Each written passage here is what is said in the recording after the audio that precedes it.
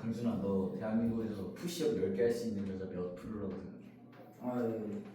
제 0.1 여자 10개? 남자랑 치면은 몇 개지?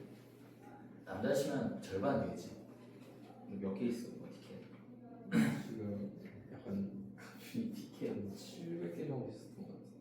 왜 많은 거야? 나 없는데. 그 하루에 5번씩 도박하면 좀 쌓이던데. 아이씨. 도박을 왜 하는 거야? 난 그런 거 몰라. 근데 화학쌤이 내가 왜 늦는지 얘기를 안 해줬어. 응. 왜는? 아니 병원 갔다 온 건데. 그럼 말을 해야 무슨 되는 거야. 말이야? 야, 병원 갔다 네가 말을 해야지 그걸 왜 우리가 말해? 아니 근데 그걸 말을 해야지 뭐를. 야, 나 김민총. 아니 영어. 아 그거 야, 빨리 그 뭐야 규원이한테 연락. 규원아 최정훈 너한테 소리는 질렀지만 김민종도 한 번만 챙겨줘라. 강준아, 너 저번에 우리 영어 끝나고 왔을 때 아니 근데 맨날 스트레스를 거기서 푸니까 이게 그거 아니었으면 이제 나 연기를 많이 못 찍었다니까. 스트레스 때문에. 그때라도 풀어서 다행이지 이게. 네, 엘리베이터 있으면 진짜 그냥 CCTV 소리가 안 찍히니까. 자, 오늘 제가 안 자려고 얼음컵까지 가져왔습니다. 돌릴 때마다 머리에 얼음을 뿌린다는 말이에요. 지금 보니까 지금 뭐 프린트가 이번에 중간고사 때 그 시험 범위 중에 하나야? 시험 범위입니다. 맞지? 그리고 너 저번에 민정이 카톡으로 보내준 게 그거는 뭐 2강하고 3강이 어쩌고 저쩌고 뭐 이렇게 나왔던데 응? 네. 참 봐봐. 근데 그걸 2강, 3강 이렇게 얘기하면 내가 모르잖아. 2단원, 3단원이라고 한 거는 그 2단원, 3단원이 내가 무슨 단원인지 알 수가 없잖아. 항상성과 중간계가 있다던데. 이게 그러니까 소리가 1단원이고 2단원이 그 신경 호르몬 항상성. 신경 호르몬 항상성. 그거 반하고 어. 일단은 뭔지 모르겠어. 1단원이 세부 속이요. 그러니까 잠시만요. 제 생명과 세부는 저번에 보지 않았냐? 시험에? 아니 그거는 통합과학이고 약간 그 뭐지? 아니 심하지 말을 않아. 못하겠어. 벌레 기어다니잖아 이거. 아니 잡아줘. 선생님 무슨 벌레예요 이거? 기어다니는 거. 뭐 어디 이빨 튕겨내. 아 빨리 잡아줘. 한번. 빨리 아니야, 빨리. 지금 저희가 붙었잖아. 대정장 진짜 생명 아프잖아, 내잖아. 아 조용히 해봐. 빨리.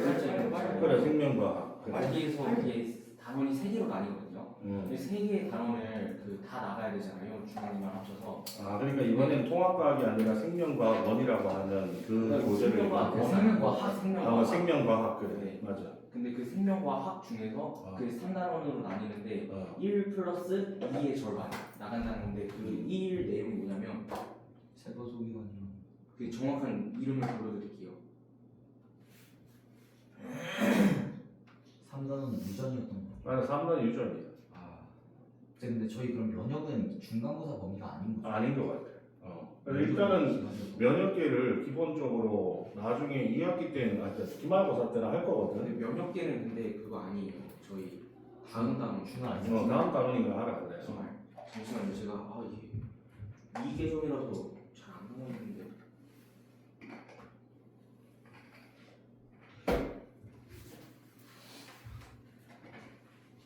아니 저희 생물 선생님. 그 1단원이 생명 시스템의 구성, 2단원이 항상성과 몸의 조절, 그래. 3단원이 생명의 연속성과 맞아. 다양성인데 일단 3단원은 기말이고요. 째끼고 1단원 전체에 들어가는 게 물질 대사 에너지 이런 거 들어가는 거 맞아. 호흡 광합성 이런 거 할 것 같고 그다음에 2단원이 그 자극에 대한 반응과 항상성이 있고 우리 몸에 방어작용이 있는데 우리 몸의 방어작용 이거는 기말에 들어가고 그렇지. 중간은 자극에 대한 저희 했던 것 지금까지 다 그렇게 있네요.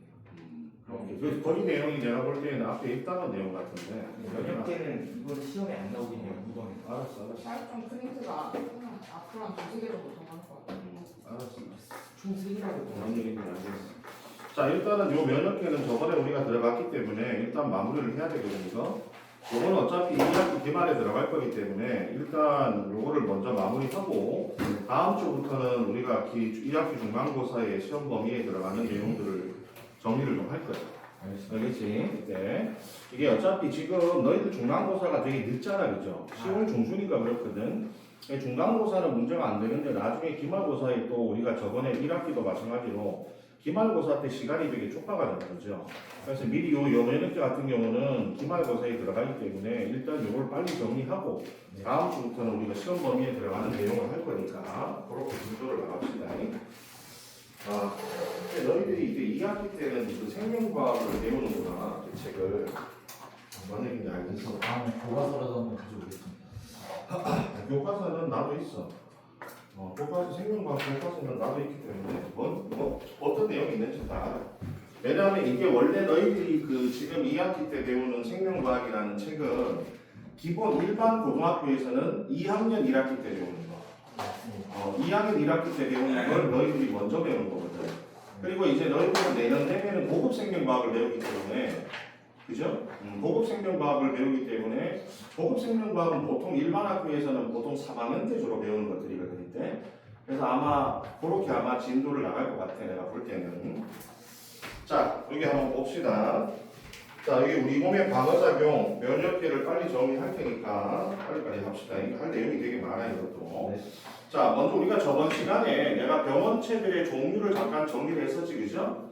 그거 하면서 뭐 바이러스도 잠깐 얘기했었는데 이번에 이제 아마 시험 범위에 바이러스가 좀 들어가는 것 같은데 5가지 병원체들의 특징에 대해서 했고, 자, 오늘은 만약에 우리 몸에 이런 병원체들이 들어왔을 때 우리 몸이 어떤 기작으로 방어를 하느냐, 자, 이걸 우리가 먼저 배워볼 거거든.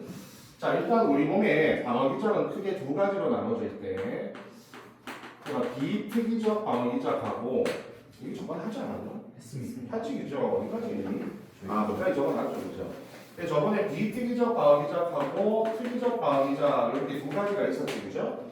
근데 우리가 비특이적이다, 특이적이라고 하는 말은 비특이적이라는 얘는 어떤 병원체가 들어오든지 항상 똑같이 반응하는 거 아니야, 그치?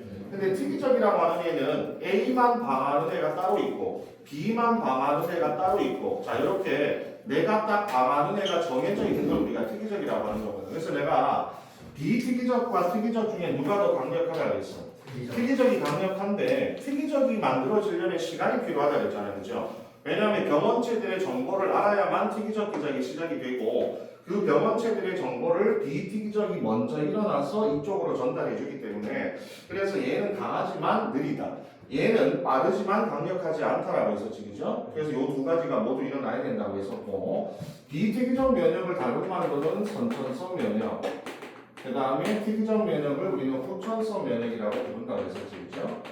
그리고 원래는 이게 먼저 일어나고 그 다음에 이게 일어나야만 돼. 특이적 면역은 비특이적 면역이 일어나지 않으면 특이적 면역은 진행이 되지 않아. 왜냐하면 여기서 병원체들의 정보가 넘어가야 되기 때문에 이 정보가 넘어가지 않으면 특이적 면역은 진행이 되지 않거든 이때. 그러면 먼저 비특이적 면역 같은 경우는 다시 2가지로 나눠서 첫 번째가 외부 방어, 그 다음에 내부 방어, 이렇게 나누거든. 밑에 외부 방어는 뭐냐면 일단 우리 몸에 못 들어오게 하는 거야. 그게 외부 방어인데, 그럼 우리 외부 방어에는 뭐가 있냐면 일단 피부, 그 다음에 점막, 이런 애들이 일반적인 외부 방어에 속하는 거거든. 피부나 점막은 상처가 나기 전까지는 우리가 병원체들이 뚫고 들어올 수가 없어 이때. 그래서 이렇게 피부나 점막 자체가 1차 방어선이 될 수 있거든 이때. 그 다음에 여기서 분비되는 여러 가지 분비물들이 있어. 콧물.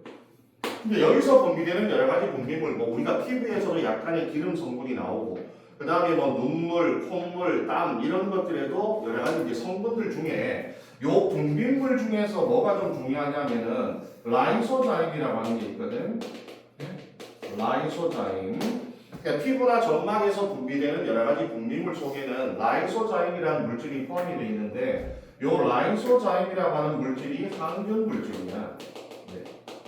그래서 우리 몸에 만약에 병원체가 피부나 점막에 부착이 되면 이런 라이소자임 같은 물질이 분비가 되면서 얘를 이용해서 병원체들을 잘라낼 수 있다는 얘기인데, 그래서 요거 외부 방어 중에서는 요 라이소자임이라는 물질이 잘 나오니까 좀 하나 기억하시고, 근데 만약에 상처가 나거나 해버리면 우리 몸 안으로 들어버리게 되죠, 그죠? 그러면 우리 몸 안에 들어왔을 때 하는 비특이적 면역은 크게 2가지로 생각하면 돼. 그게 뭐냐면 식균작용, 그 다음에 두 번째가 염증 반응입니다. 그래서 이것도 저번에 하지 않았냐? 식균하고 염증도. 자, 우리가 식균 작용은 이 식균 작용을 담당하는 여러 가지 세포들이 있거든. 자, 우리가 앞으로 기본적으로 우리 몸에서 면역을 담당하는 세포들을 통틀어서 뭐라 부르냐면 자, 나가 더 잘한다 또. 내가 참 안 올려줬구나 저거. 또 저러니까 또 좋은구나 또. 야, 그 혹시 이거 있잖아. 이거 카톡이 좀 올려줘. 저번에 이거. 이거요? 승주가 저걸 다운을 못 받았거든. 아직 유효 기간이 안 지났을 것 같긴 한데 선생님. 아, 유효 기간이 지났대. 다운받으려고 하니까. 그 저번에 프린트 그거 하나 올려줘. 우리 카톡방에다가. 승주 좀 다운하고. 한번 나와서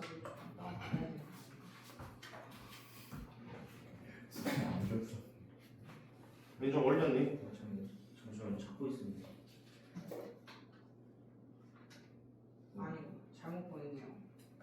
어디로 잘못 보냈어? 화학반에 보내버렸어요. 화학반에 보냈어. 근데 설명을 어떻게 알아? 어이가 화학생이 깜짝 놀랐어.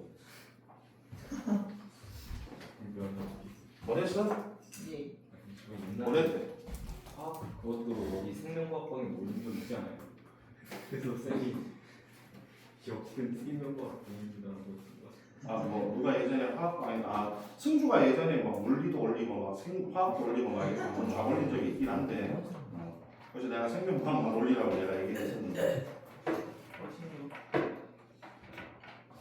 알았어? 그래? 자, 봅시다. 여기서. 자, 우리가 기본적으로 우리 몸에서 이런 방어작용을 담당하는 세포들을 통틀어서 우리가 백혈구라고 그러거든. 근데 백혈구도 종류가 되게 많아. 그래서 나중에 너희들 2학년 올라가면 백혈구들의 종류들도 되게 세밀하게 배울 텐데, 여기서는 뭐 그런 거 다 필요 없이 이런 식균작용을 하는 백혈구들을 우리가 대식세포라고 부르면 돼. 대식세포. 아직 1학년 과정에서는 그렇게 세분화하지 않으니까 대식세포라고 하는 애가 대표적인 식균작용을 하는 세포다. 그래서 너희들 식균작용은 말 그대로 뭐예요? 그렇지, 병원체를 세포 안으로 끌어들여서 세포 내에서 분해시킨다는 얘기거든. 그러니까 식균작용을 다른 말로 뭐라 부르냐면 세포 내 소화라고 부르거든. 세포 내 소화. 세포 안으로 끌어들여서 분해시켜버린다 해서 이걸 세포 내 소화라고 하거든 이때. 자, 우리가 대표적으로 식균작용이 일어나는 것들을 한번 살펴보면 과정이 어떻게 되어 있냐면, 자, 거기 넘겨서 2페이지라고 봐봐. 2페이지. 자, 2페이지에 가운데 그림이 하나 있죠, 그죠? 자, 여기에 우리 예를 들어서 피부가 이렇게 있다라고 치면 여기에 만약에 뭔가 가시나 이렇게 찔려서 상처가 났다고 치자. 그럼 여기만 이렇게 세균들이 침입을 하겠지, 그죠? 근데 우리가 기본적으로 저런 백혈구들은 다 어디에 살고 있겠어? 피, 혈액이나 또는 림프, 그죠? 림프관이나 혈액에 주로 들어있을 거 아니야, 그지? 그러면 여기가 혈관이라고 쳤을 때 이 안에 대식세포가 존재한단 말이야, 그죠? 그러면 여기 들어온 침입한 우리가 이런 그 병원체들을 누군가는 대식세포한테 알려줘야 대식세포가 빠져나가서 여기서 열심히 식균작용을 할 거거든. 그래서 이때 우리 몸에 어떤 병원체가 들어왔을 때 이걸 가장 먼저 감지하는 세포 중에 뭐가 있냐면 비만세포라고 하는 애가 있어요. 비만세포는 니들이 알고 있는 그 비만이 맞다 알겠죠? 그래서 비만세포도 일종의 백혈구 일종이야 이때. 그래서 이 비만세포가 가서 여기 있는 이 병원체들이 침입했다는 것을 먼저 인식을 하게 돼요. 그래서 이거 인식하는 과정은 나중에 너희들이 2학년 때 배우니까 지금은 그냥 이런 애들이 여기다가 뭘 갖다 대. 이렇게 여러 가지 감지할 수 있는 이런 시스템, 뭐 센서 같은 걸 갖다 대면 이게 내 건지 남의 건지를 구별할 수 있는 거거든. 그럼 내 것이 아닌 남의 거는 다 뭘로 그래?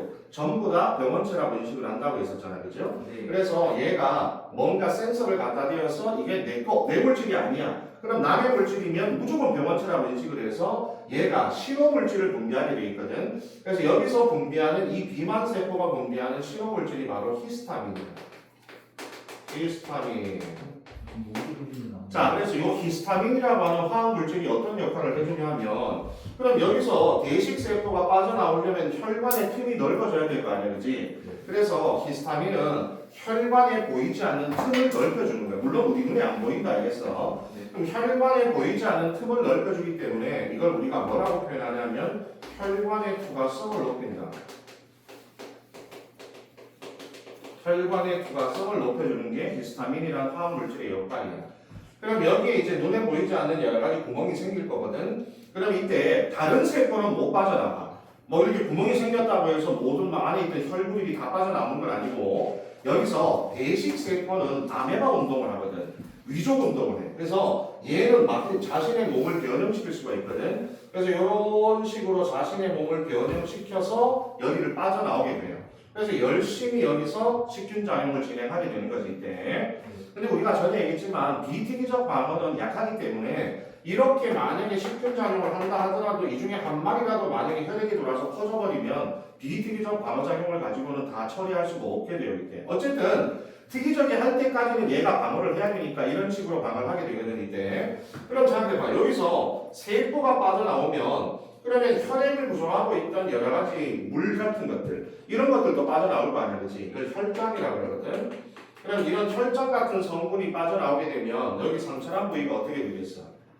부어오르게 되겠지, 그죠? 그래서 우리가 상처난 것이 빨갛게 부어오르는 현상이 왜 일어나냐면 히스타민이 혈관의 투과성을 높여주기 때문에 여기서 대식세포가 빠져나올 때 혈액의 일부가 빠져나와서 그래. 그래서 여기가 빨갛게 부어오르게 되거든. 그리고 우리가 기본적으로 우리 몸의 시스템 자체가 병원체가 들어오면 병원체가 활동을 하지 못하는 상태로 만들려고 하기 때문에 우리 저번처럼 뭐라 그랬어요? 내 몸에 있는 설정 온도를 높여버린다 그랬지, 그죠? 네. 그럼 설정 온도를 높여서 우리 체온을 높여서 기본적으로 얘네들이 잘 활동하지 못하도록 만드는 거거든. 그래서 결국에는 상처난 부위가 빨갛게 부어오르면서 우리 몸에서 열이 발생하는 현상, 이걸 우리가 뭐라 부르냐면 염증 반응이라고 부르게 됩니다 이때. 근데 결국에는 식균 작용을 하게 되면 그거에 의해서 동반되어 나타나는 현상, 우리가 외관상으로 관찰할 수 있는 현상을 우리가 이제 염증 반응이라고 하는 거지. 그러니까 얘가 식균 작용하는 건 우리가 육안으로 볼 수는 없잖아요, 그죠? 대신에 우리가 여기가 부풀어 오르는 이 반응 자체, 외관상으로 관찰되는 이 현상을 염증 반응이라고 하고, 염증 반응을 통해서 우리가 여기 지금 식균 작용이 열심히 활발하게 일어나고 있구나, 이런 것들을 우리가 확인할 수 있는 거기 때문에. 그래서 너희들이 상처가 나면 상처난 부위가 이렇게 빨갛게 부풀어 오르잖아. 그럼 그 안에서는 열심히 식균 작용을 하고 있다는 얘기야. 그래서 우리가 염증이 생겼다라는 말도 하지만 여기 상처가 골맞다 이렇게 얘기하잖아. 그 염증 반응에 의해서 나타나는 대식세포나 병원체들의 시체를 고름이라고 하는 거거든요. 그래서 고름이 거기 고였다는 얘기는 염증 반응에 의해서 시체들이 쌓여있다라는 걸 우리가 골맞다, 고름이라고 표현하게 됩니다. 이때. 자, 그래서 기본적인 비특이적 반응에서 내부 방어는 요 두 가지가 가장 유명한 반응이라고 생각하시면 돼요. 이때. 근데 그 위에 보시면 이 비특이적 방어 기능에서 활약하는 두 종류의 단백질들이 있거든. 자, 거기 위에 보시면 뭐가 있냐면 인터페론이라고 하는 단백질이 나오는데 네. 요 인터페론은 뭐냐면 예를 들어서 어떤 세포가 병원체에 감염이 되잖아, 그지? 그러면 얘는 이제 감염된 세포이기 때문에 나중에 얘를 빨리 죽여버릴 거예요, 이때. 근데 감염된 세포는 감염되지 않은 세포에게 뭔가 신호를 보내주게 되거든. 그래서 야, 병원체가 들어왔으니까 얼른 병원체에 대한 대비를 해라고 신호를 보내주는 거 아니야, 그죠? 그래서 감염된 세포가 감염되지 않은 세포에게 보내는 신호물질 중에 하나가 인터페론이 됩니다. 알겠죠? 그래서 여기 보시면 인터페론은 바이러스에 감염된 세포에서 분비되어 주변에 감염되지 않은 세포가 바이러스의 증식을 억제하는 물질을 만들도록 유도하는 이런 물질을 우리가 인터페론이라고 부르게 되어 있대. 그래서 이런 것들은 나중에 너희들이 2학년 올라가면 좀 더 자세하게 배우거든. 뭐 사이토카인이라고 하는 물질 중에 하나인데 이 세포들이 면역 반응에서 주변 세포에게 보내는 여러 가지 신호물질 중에 하나거든. 그 중에 하나가 인터페론이라는 물질. 이것도 어디에 속하는 거냐 하면 비특이적 방어 기능에 속하는 단백질 중에 하나예요. 그 다음 밑에 보면 보체 단백질이라고 하는 게 있는데 이 보체 단백질은 되게 복잡해. 아주 다양한 기능을 하기 때문에 보체 단백질이 어떤 역할을 한다라고 한마디로 얘기할 수는 없거든 이때. 그래서 여기 보면 병원체 표면에 존재하는 물질에 의해서 활성화되고 여러 가지 연쇄만, 이게 보체 단백질이 종류가 엄청 많아. C1, C2에서 C9까지 있는데 얘네들이 연쇄적으로 활성화되면서 우리 몸의 여러 가지 면역 기능을 도와주는 역할을 해주는 거거든. 뭐 예를 들어서 나중에 우리가 특이적 방어작용에 보면 항체가 나오잖아, 그치? 항체가 병원체와 빨리 부착할 수 있도록 도와주는 것도 보체 단백질이고, 보체 단백질은 아주 여러 가지의 방어작용에 여러 가지로 도와주는 아주 다양한 방면에 쓰이는 단백질이라고 보시면 돼요. 그래서 일반적으로는 지금 이 고체 단백질도 비특이적 과기작에 주로 집어넣게 되거든 이때. 근데 얘네들이 실제로 비특이적 과기작만 사용되는 게 아니라 막 특이적 과기작, 항체하고도 연계되고 이렇기 때문에 어떤 사람은 이걸 특이적 과기작에 넣기도 하고 하는데 일반적인 너희들의 교과 과정에는 일반 인터페론이나 고체 단백질은 보통 이제 비특이적 우리가 과기작에 속하는 단백질이라고 많이 정의를 하고 있습니다 이때. 자 그러면 이렇게 하면 이제 비특이적 과기작은 다 정리가 된 거거든. 그럼 우리가 이제 여기에 시간 투자를 좀 많이 해야 돼. 특이적 과기작이 되게 내용이 많거든 이제. 자 그러면 특이적 과기작은 우리가 역시 두 가지가 존재를 하거든. 그래서 세포성 면역하고 그 다음에 체액성 면역 이렇게 두 가지가 있어. 근데 여기 보면 특이적 면역 기작을 보통 이제 너희들 학교에서 배울 때는 어떤 식으로 배울 수 있냐 하는 걸 우리가 적응 면역이라고 부르기도 하거든. 왜냐하면 우리가 면역됐다는 말을 가끔 쓰잖아. 우리가 예방 접종을 하면 너는 어떤 병에 이제는 면역이 됐다. 면역이 된 상태 이런 표현을 쓰는 거 알죠? 네. 면역된 상태라고 하는 건 어떤 의미야 우리가? 그걸 다시 걸려도 우리가 어떤 면역된 상태라고 하는 건 결국엔 그 병에 다시 걸리지 않는다는 얘기잖아. 맞아? 네. 그럼 내가 그 병에 걸리지 않는다는 말은 그 병에 뭐가 됐다는 얘기야? 이 적응됐다는 얘기잖아. 그치? 그래서 여기 있는 후천성 면역, 즉 특이적 면역은 적응 면역, 즉 이것에 의해서 우리가 면역의 성립, 즉 내가 한 번 걸린 병에 더 이상 걸리지 않는 상태, 이 면역의 성립이라고 하는 게 형성이 되거든. 그래서 우리가 이 특이적 면역을 다른 말로는 적응 면역이라고 부르기도 합니다. 알겠죠? 이때 혹시나 학교에서 이거를 적응 면역이라고 2학년들은 적응 면역이라고 배우거든. 그래서 혹시나 모르기 때문에 저렇게 적응 면역이라는 얘기도 좀 기억을 하시고, 그럼 요 세포성 면역하고 체액성 면역 이렇게 두 가지가 있거든. 근데 세포성 면역을 담당하는 세포가 누구냐 하면 T림프구야. 앞으로 림프구도 세포이기 때문에 그냥 T세포라고 부를 거다. 알겠지? 그 다음에 체액성 면역을 담당하는 세포는 B림프구. 이것도 이제 B세포라고 부를 거야. 그래서 T셀과 B셀이라고 부르는데 얘네들이 각각 세포성 면역과 체액성 면역을 담당을 하게 됩니다. 이때. 그럼 우리가 이제 요 특이적 면역을 공부를 하기 위해서는 먼저 몇 가지 용어를 좀 정리를 해야 돼. 자, 그래서 여기 보시면 먼저 항원이라고 하는 용어가 등장하거든. 지금부터 우리가 이제 항원이라는 용어가 등장하는데 너희들 항원이라고 하는 거는 내가 전에도 잠깐 얘기했잖아. 혹시 기억나니? 항원이라고 하는 물질은 우리 몸에 들어왔을 때 방어기작을 촉진하는, 즉 내가 거부하는 물질 중에 하나거든. 그러면 내가 거부하는 물질은 결국 안 좋은 거라는 얘기잖아, 그렇지? 그럼 이제 우리 몸은 어떤 물질이 들어왔을 때 내가 이거를 받아들일지 거부할지를 내가 판단할 수 있다는 얘기잖아. 그래서 기본적으로 내가 항원은 주로 어떤 물질이 항원이 된다 그랬어? 방금 누가 얘기했는데 그래, 비자기 물질이라 그랬잖아. 내가 영어로 이걸 난셀프라고 적어줬었죠, 그죠? 근데 비자기 물질하면 너무, 즉 내 것이 아닌 남의 거는 무조건 우리 몸은 받아들이지 않아. 알겠어요? 그러면 내 것이 아닌 남의 게 들어오면 우리는 다 뭘로 인식을 해버리냐면 항원으로 인식을 해버려. 알겠어? 그래서 내가 전에 얘기했지만 병원체도 내 것이 아닌 남의 거잖아. 그리고 다른 사람의 장기, 다른 사람의 혈액을 수혈하는 것도 마찬가지고 이런 것들은 전부 다 남의 거잖아. 그지? 네. 그런 것들은 전부 다 우리 몸에서 다 병원체로 인식을 해버린다는 뜻이야. 네. 그래서 우리 몸은 조금이라도 빈틈을 주지 않기 위해서 기본적으로 병원체가 아니지만 내 것이 아닌 건 무조건 병원체, 다른 사람의 장기도 병원체, 다른 사람의 혈액도 병원체, 다 전부 다 항원으로 인식을 하게 돼 있어 이때. 그래서 여기서 말하는 비장기 물질을 조금 더 구체적으로 얘기하면 결국에는 생물을 구성하는 가장 많은 성분이 단백질이기 때문에 이걸 다른 말로는 이종 단백질입니다. 나와 다른 종류의 단백질이다 이 뜻이야. 네. 자, 그러면 너희들 항원은 이렇게 보시면 돼. 병원체하고는 조금 다른 의미인데 예를 들어서 이게 세포가 이렇게 있으면 우리 세포의 표면에는 많은 종류의 단백질들이 있잖아요. 그렇죠? 그래서 우리가 저번에 1학기 과정에는 세포막에 존재하는 여러 종류의 단백질들의 역할을 배웠잖아요. 그렇지? 수용체 역할을 하는 단백질도 있고 펌프나 또는 송도 같은 이런 물질의 수송에 관련된 단백질도 있고 그 다음에 여러 가지 인식 기능도 있고 여러 가지 단백질이 있는데 그 중에서 내가 누구다라고 표시하는 단백질이 있거든.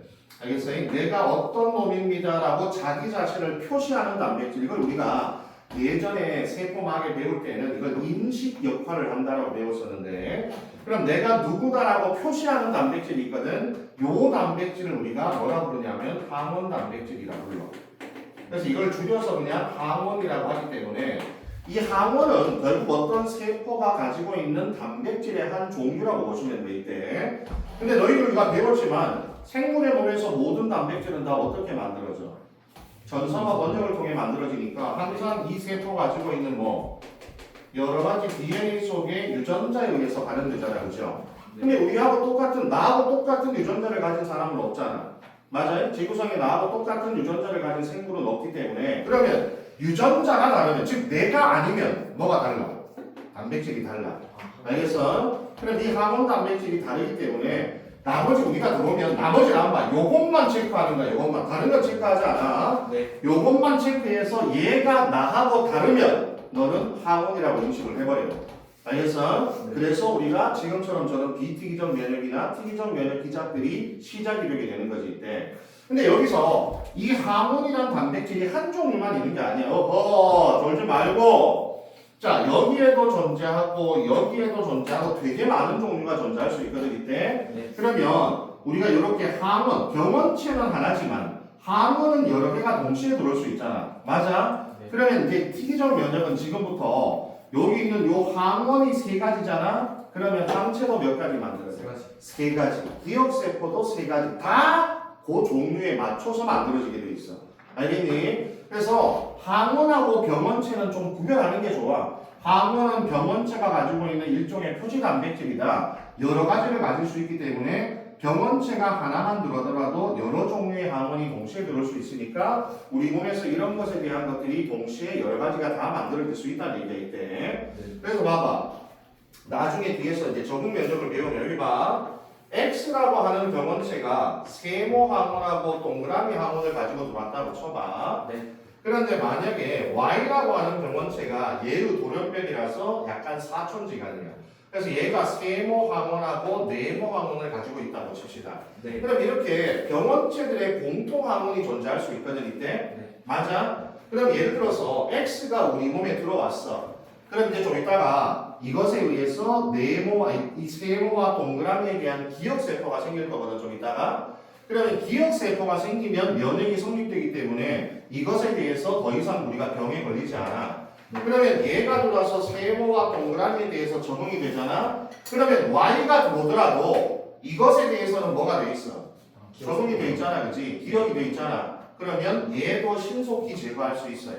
뭐니 제가? 네. 그래서 우리는 몸에다가 X를 집어넣었을 때 얘가 가지고 있는 이런 항원을 단 하나라도 가지고 오는 애가 있으면 전부 다 우리 몸이 적응 면역을 하게 됩니다. 뭔 얘기인지 알겠어요? 네. 그래서 너희들 독감 예방주사 맞을 때 기본적으로 이 항원을 주사해 주는 거거든. 왜냐면 이것만 있으면 돼. 이것만 집어넣으면 우리는 요거에 대해서 적응하고 기억을 하기 때문에 나중에 세모든 네모든 동그라미든 뭐라도 하나가 갖고 들어오면 다 처리할 수 있거든 이때. 그래서 기본적으로 너희들이 독감 예방주사 맞을 때는 3가 백신하고 4가 백신이 있을 때 3가 백신은 3가지 항원, 4가 백신은 4가지 항원. 그래서 오래 유행할, 왜냐하면 얘네들이 돌연변이를 자꾸 일으키니까 이 모양을 다 바꿔버리거든. 그럼 우리가 얘가 들어와서 우리가 적용하더라도 모양을 바꿔버리면 또 새로운 놈이 되는 거거든요. 알겠어요? 네. 그래서 독감 바이러스는 사람들이 많이 연구를 해서 돌연변이 패턴을 어느 정도 알고 있어. 그래서 오래 유행할 4가지의 항원 패턴을 사람들이 기억을 해서 만들어요. 그래서 그걸 가지고 우리한테 주사를 해주는 거예요. 자, 그럼 좀 이따 우리가 하도록 하고, 어쨌든 항원이라고 하는 건 주로 이런 의미가 있다는 걸 기억하셔. 그래서 우리가 항원 때문에 발생하는 여러 가지 것 중에서 어떤 병원체의 면역 기작도 중요하지만 어떤 장기이식 거부 반응 이것도 항원으로 인식되어서 나타나는 거고, 그 다음에 수혈의 거부 반응. 네. 자, 이걸 다른 말로는 응집 반응이라고 하는데 이 응집 반응도 마찬가지 다 항원으로 인식되어서 나타나는 현상. 그 다음 마지막으로 알레르기. 알레르기도 항원으로 인식되어서 나타나는 현상이거든. 근데 알레르기는 조금 다른 게 뭐냐면 알레르기는 기본적으로 항원으로 인식되면 안 되는 물질들. 예를 들어서 만약에 꽃가루 같은 경우는 항원으로 인식되면 안 되는 물질이잖아. 우리한테 해를 주지 않는 물질이잖아.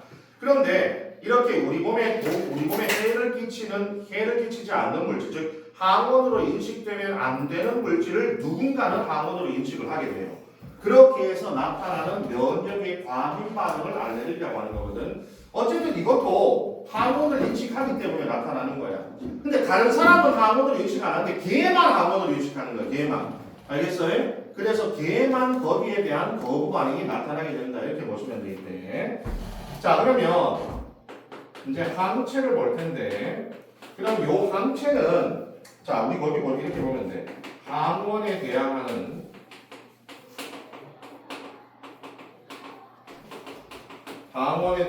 면역 단백질.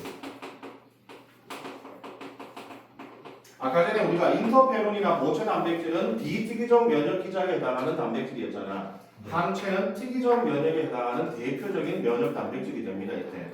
그럼 항체가 어떻게 생겼냐면 거기처럼 이렇게 Y자처럼 생겼거든 이때. 네. 근데 여기서 요 끝부분의 양쪽이 뭐냐 하면 요게 항원 결합부예요. 그러면 나중에 우리가 항원이 들어왔을 때 항원이 어떤 모양인지 알아야만 요 마지막을 항원에 맞춰서 만들게 되거든. 그럼 동그라미가 들어오면 얘를 동그라미 형태로, 세모가 들어오면 요걸 세모 형태로, 네모가 들어오면 요 놈을 네모 형태로 만들 거란 말이야. 그래서 항체는 미리 만들어 주는 게 아니야. 항원이 들어와서 항원의 정보가 넘어와야만 만들어지는 주문제작이야. 주문제작. 알겠어? 항체는 미리 만들어 주는 게 아니야. 항상 항원에 대한 정보를 가지고 항체를 만드는 거거든. 그래서 이때 여기 있는 요 항원 결합부는 나중에 어떤 항원이 들어왔냐에 따라서 여기 모양이 계속 바뀌잖아, 그죠? 그래서 여기를 뭐라 부르냐면 가변부라 불러. 바뀔 수 있는 부위다. 그럼 나머지 부위는 안 변해도 되잖아. 이거를 불변부라고 불러. 그래서 여기 있는 요 가변부는 모양을 어떻게 바꾸냐 하면 스플라이싱에 의해서 바뀌게 돼요. 스플라이싱이 뭐예요? 그 전사후 가공 과정. 유전에서 엑손의 조합이죠, 그죠? 네. 그지? 전사후 가공에서 똑같은 유전자 안에서도 엑손을 어떻게 조합하느냐에 따라 다른 단백질이 만들어져요. 너 생각해봐. 항원이 100종류면 항체도 100종류인데 그럼 항체마다 모든 유전자를 다 따로 가지려면 유전자가 100가지 있어야 되잖아. 그러면 우리 너무 유전체가 사이즈가 커지잖아, 그렇지? 그래서 유전체 사이즈는 줄이고 다양한 단백질을 만드는 방법 중에 하나가 바로 스플라이싱이죠, 그죠? 그래서 항체의 가변부를 만들 때 스플라이싱이 일어나요. 그래서 이걸 통해서 여기를 아주 다양한 조합으로 만들 수가 있습니다. 유전자는 하나입니다, 유전자 실제로. 자, 그럼 이때 이렇게 이제 항원과 항체라고 하는 내용을 알았으니까 요걸 가지고 이제 특이적 면역 기작이 일어나는 과정을 살펴볼 거거든. 자, 그래서 너희들 뭐 3페이지 맨 아래쪽에 보이죠? 3페이지 맨 아래쪽에 나와 있는 요 그림이 오늘 배우는 내용 중에 가장 중요한 그림입니다. 알겠어요? 그래서 내가 지금부터 그 그림을 어떻게 일어나는 과정인지를 내가 여기다 글로 정리를 해줄 거예요. 알겠지? 자, 먼저 맨 처음에 A라고 하는 항원입니다. 내가 여기다 왜 항원이라고 정리하면 봐봐. 우리가 아까 봤지만 병원체가 몇 번째가 들어왔는지가 중요한 게 아니잖아. 누가 몇 번째인가? 항원이 몇 번째인지가 중요한 거거든. 아까 봤지만 봐봐. X가 먼저 들어왔잖아. 근데 얘가 이걸 가지고 들어오면서 이거에 대해서 우리가 적응을 해버렸잖아. 네. 그러면 Y라고 하는 병원체가 똑같은 항원을 가지고 들어오면 얘는 몇 번째 들어온 거야? 첫 번째 들어온 거잖아. 첫 번째 들어왔지만 얘는 첫 번째가 아니잖아. 네. 그러니까 얘는 이것 때문에 적응 면역으로 빨리 처리한다 그랬잖아. 그러니까 병원체가 몇 번째가 아니고 뭐가 몇 번째냐?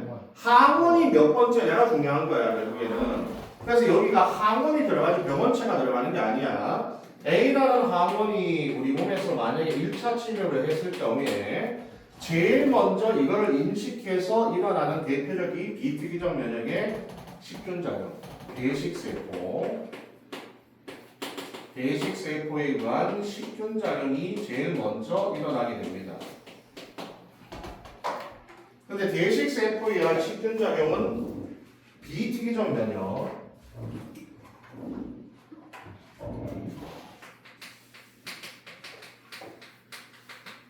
자, 여기는 뭐 A가 들어갔든지 B가 들어갔든지 이건 신경 안 써. 뭐가 들어오기만 하면 일단 똑같이 반응하기 때문에 비특이적 방위자이고. 그럼 이제 봐봐. 얘를 모두 다 제거할 수는 없거든 이때. 그래서 항상 우리 몸은 비특이적과 특이적이 다 일어나야 되지 둘 중에 하나만 일어나진 않는다 이게서 절대로. 그러면 얘 자체가 일어남에 인해서 우리가 특이적 면역을 하려면 항원의 정보를 넘겨줘야 되잖아요, 그죠? 그래서 이때 항원의 정보를 넘겨주는 애도 얘입니다. 자, 뭐 그림을 봐 밑에. 그림을 보시면 대식세포가 그림 봐봐 밑에 3페이지 맨 아래쪽 그림 봐봐.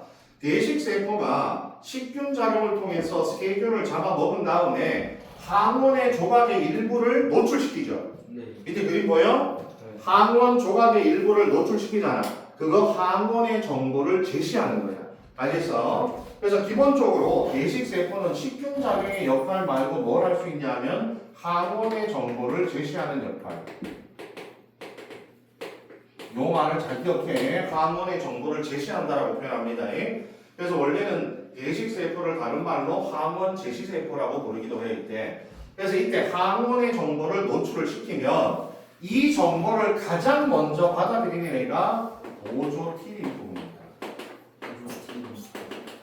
자, 영어로 헬퍼 T셀입니다. 헬퍼 T셀. 알겠어요? 네. 그러면 이 보조 T림프가 항원의 정보를 인식을 한 다음에 얘가 그러니까 식균세포와 제일 먼저 접촉하는 애야. 그럼 얘는 직접 얘가 뭔가를 하는 게 아니고 얘가 결국에는 특이적 면역을 담당하는 세포들한테 신호를 전달해주는 중간에 전령자 역할을 해줘요. 그래서 얘에 의해서 누가 활성화되냐 하면 독성 T림프, 그 다음에 B림프가 활성화되게 됩니다. 이때 활성화란 뜻은 정보를 전달해 줄 거 아니야, 그치? 그럼 정보를 전달해 주면 얘네들이 뭘 하겠어? 세포 분열을 급속도로 해버려요. 그래서 얘네들의 수가 확 늘어나는 현상을 우리는 활성화된다라고 표현하면 돼. 알겠어요? 그래서 정보를 전달해 주면서 얘네들의 세포 분열을 촉진해 주는 현상, 이런 것들을 우리가 통틀어서 활성화라고 부른다라고 보면 돼 이때. 근데 여기서 독성 T림프군은 영어로 킬러 T셀이거든 이때. 네. 그럼 얘는 어떤 역할을 하냐면 바로 아까 전에 했던 요 세포성 면역 요 역할을 해주는데, 이 독성 T림프군은 어떤 역할을 하냐면 A 항원에 감염된 자기 세포를 찾아 죽이는 역할을 해줘요. 너 자기야, 우리 세포가 병원체에 감염됐다면 이 안에서 병원체들이 증식을 할 거 아니야, 그치? 네. 그러면 감염된 자기 세포는 어떻게 해줘야 돼? 죽여줘. 빨리 처리를 해줘버려야 병원체들의 증식을 막는 거거든. 그래서 우리가 우리 몸에서 면역 중에 막 병원체들만 죽이는 게 면역이 아니라 감염된 자기 세포들도 빨리 없애버려야 된다고 이때. 그래서 요 독성 T림프군을 뭘 해주냐면 A 항원에 감염된, 자 특이적 면역이니까 뭐야? A 항원에 감염된 놈만 찾아다니는 거야 얘는. 알겠어요?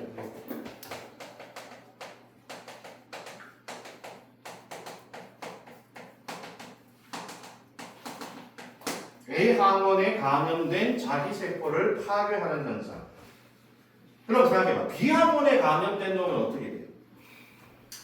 그럼 B 항원에 감염된 놈은 B 항원에 감염된 놈만 찾아다니는 독성 T가 또 활성화돼야지. 네. C 항원에 감염된 놈만 찾아다니는, 아까 있잖아. 그럼 봐봐. 항원이 병원체가 하나인데 항원 3개 들어왔어. 그러면 독성 T도 몇 종류 만들어져야 돼? 3종류가 만들어지는 거야. 지금부터는 특이적이기 때문에 항원의 종류만큼 모든 게 다 만들어진다고 생각하면 돼 이때. 알겠어요?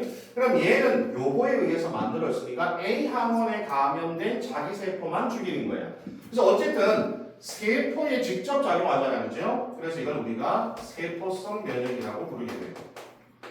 세포에 직접 작용한다 해서 세포성 면역. 자, 여기서부터는 뭐가 되냐면 특이적 면역이 됩니다. 딱 어떤 항원인지 정해놓고 방어하는 거기 때문에. 그 다음에 여기 봐봐. 요 B림프군은 보조 T림프구에서 정보를 받으면 활성화되어서 세포 분열을 쫙 하거든. 그러면 세포 분열하면 두 종류의 세포로 나뉘어져. 첫 번째가 형질세포, 플라스마셀. 그 다음에 기억세포, 메모리셀. 요렇게 두 종류로 나뉘어지는데, 이걸 말해봐봐. 원래는 그냥 B림프군은 아무런 역할이 없어. 그러다가 얘가 활성화시켜주면 드디어 어떤 역할을 가지는 세포들로 나뉘어지게 되거든. 이걸 우리는 생물학적인 용어로 뭐라 부르냐면 분화된다라고 표현을 하게 돼요. 어떤 세포가 역할이 없다가 역할을 가지는 상태를 우리가 분화된다라고 표현하거든. 그러니까 너희들도 엄마 뱃속에 있을 때 처음에 하나의 수정란이었다가 수많은 세포가 만들어질 거 아니야. 그러다가 어느 순간부터 야 너는 간세포가 되어라, 너는 신경세포가 되어라, 너는 근육세포가 되어라 역할이 주어지겠죠. 그렇게 역할이 주어지는 걸 뭐라 부르냐면 분화된다라고 하기 때문에 그래서 우리가 보조 T림프구는 B림프구의 분화를 촉진한다라는 표현을 쓰게 됩니다. B림프구의 분화를 촉진한다. 분열을 통해서 세포의 역할이 정해지는 상태를 분화라고 한다. 분화. 그럼 B림프구는 분화된 세포야, 미분화된 세포야? 미분화된 세포야. 형질세포와 기억세포가 역할이 정해진 분화된 세포가 되게.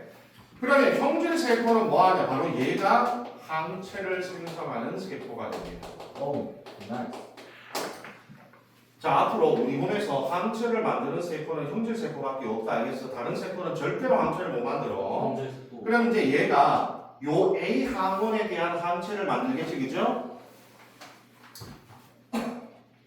자, 다시. 항원이 세 가지 들어오면 형질세포도 몇 가지야? 세 가지야. 하나의 형질세포가 세 가지 항체를 다 만들어, 못 만들어? 못 만들어. 알겠어? 여기도 세 가지가 들어오면 세 가지가 생기고 각각의 형질세포는 한 종류의 항체만 만들어내는 거야. 알겠어? 그럼 이 항체는 기본적으로 혈액에 녹아서 운반되거든. 호르몬처럼. 알겠어요? 네. 그러면 우리 혈액은 체액이잖아. 맞아? 그럼 우리 몸의 체액에 녹아서 혈액을 따라 이동하기 때문에 그래서 얘를 뭐라 부르냐면 체액성 면역이라고 부르는 거야. 체액성 면역.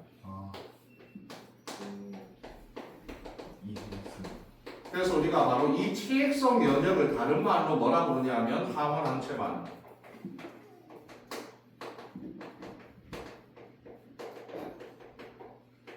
이 항원 항체 반응을 결국 체액성 면역과 같은 표현이 됩니다. 이때. 그럼 이렇게 항체라는 강력한 면역 물질이 만들어져야만 이제 우리 몸이 어느 정도 병원체로부터 몸이 낫기 시작을 하게 돼요. 그러니까 너희도 병에 걸렸을 때 약을 안 먹는 상태에서 우리가 어느 정도 병이 심화되는 과정이 있잖아. 그러다가 어느 순간 되면 병이 한풀 꺾이지. 그러면서 우리가 느끼잖아. 아, 몸이 조금 우리가 낫기 시작하네라고 하는 순간으로 돌아서잖아. 네. 그게 항체가 생성되는 시점이거든. 그래서 기본적으로 항체가 만들어지려면 최소한 한 일주일은 있어야 돼. 그래서 처음에는 이 병에 걸려서 많이 아프거든, 한 일주일 동안. 그러다 어느 순간에 이 병세가 떨어져. 그러니까 호전되는 현상은 항체가 만들어졌기 때문이라고 보시면 돼요. 이 기본적으로 우리가 먹는 약들은 다 뭐냐?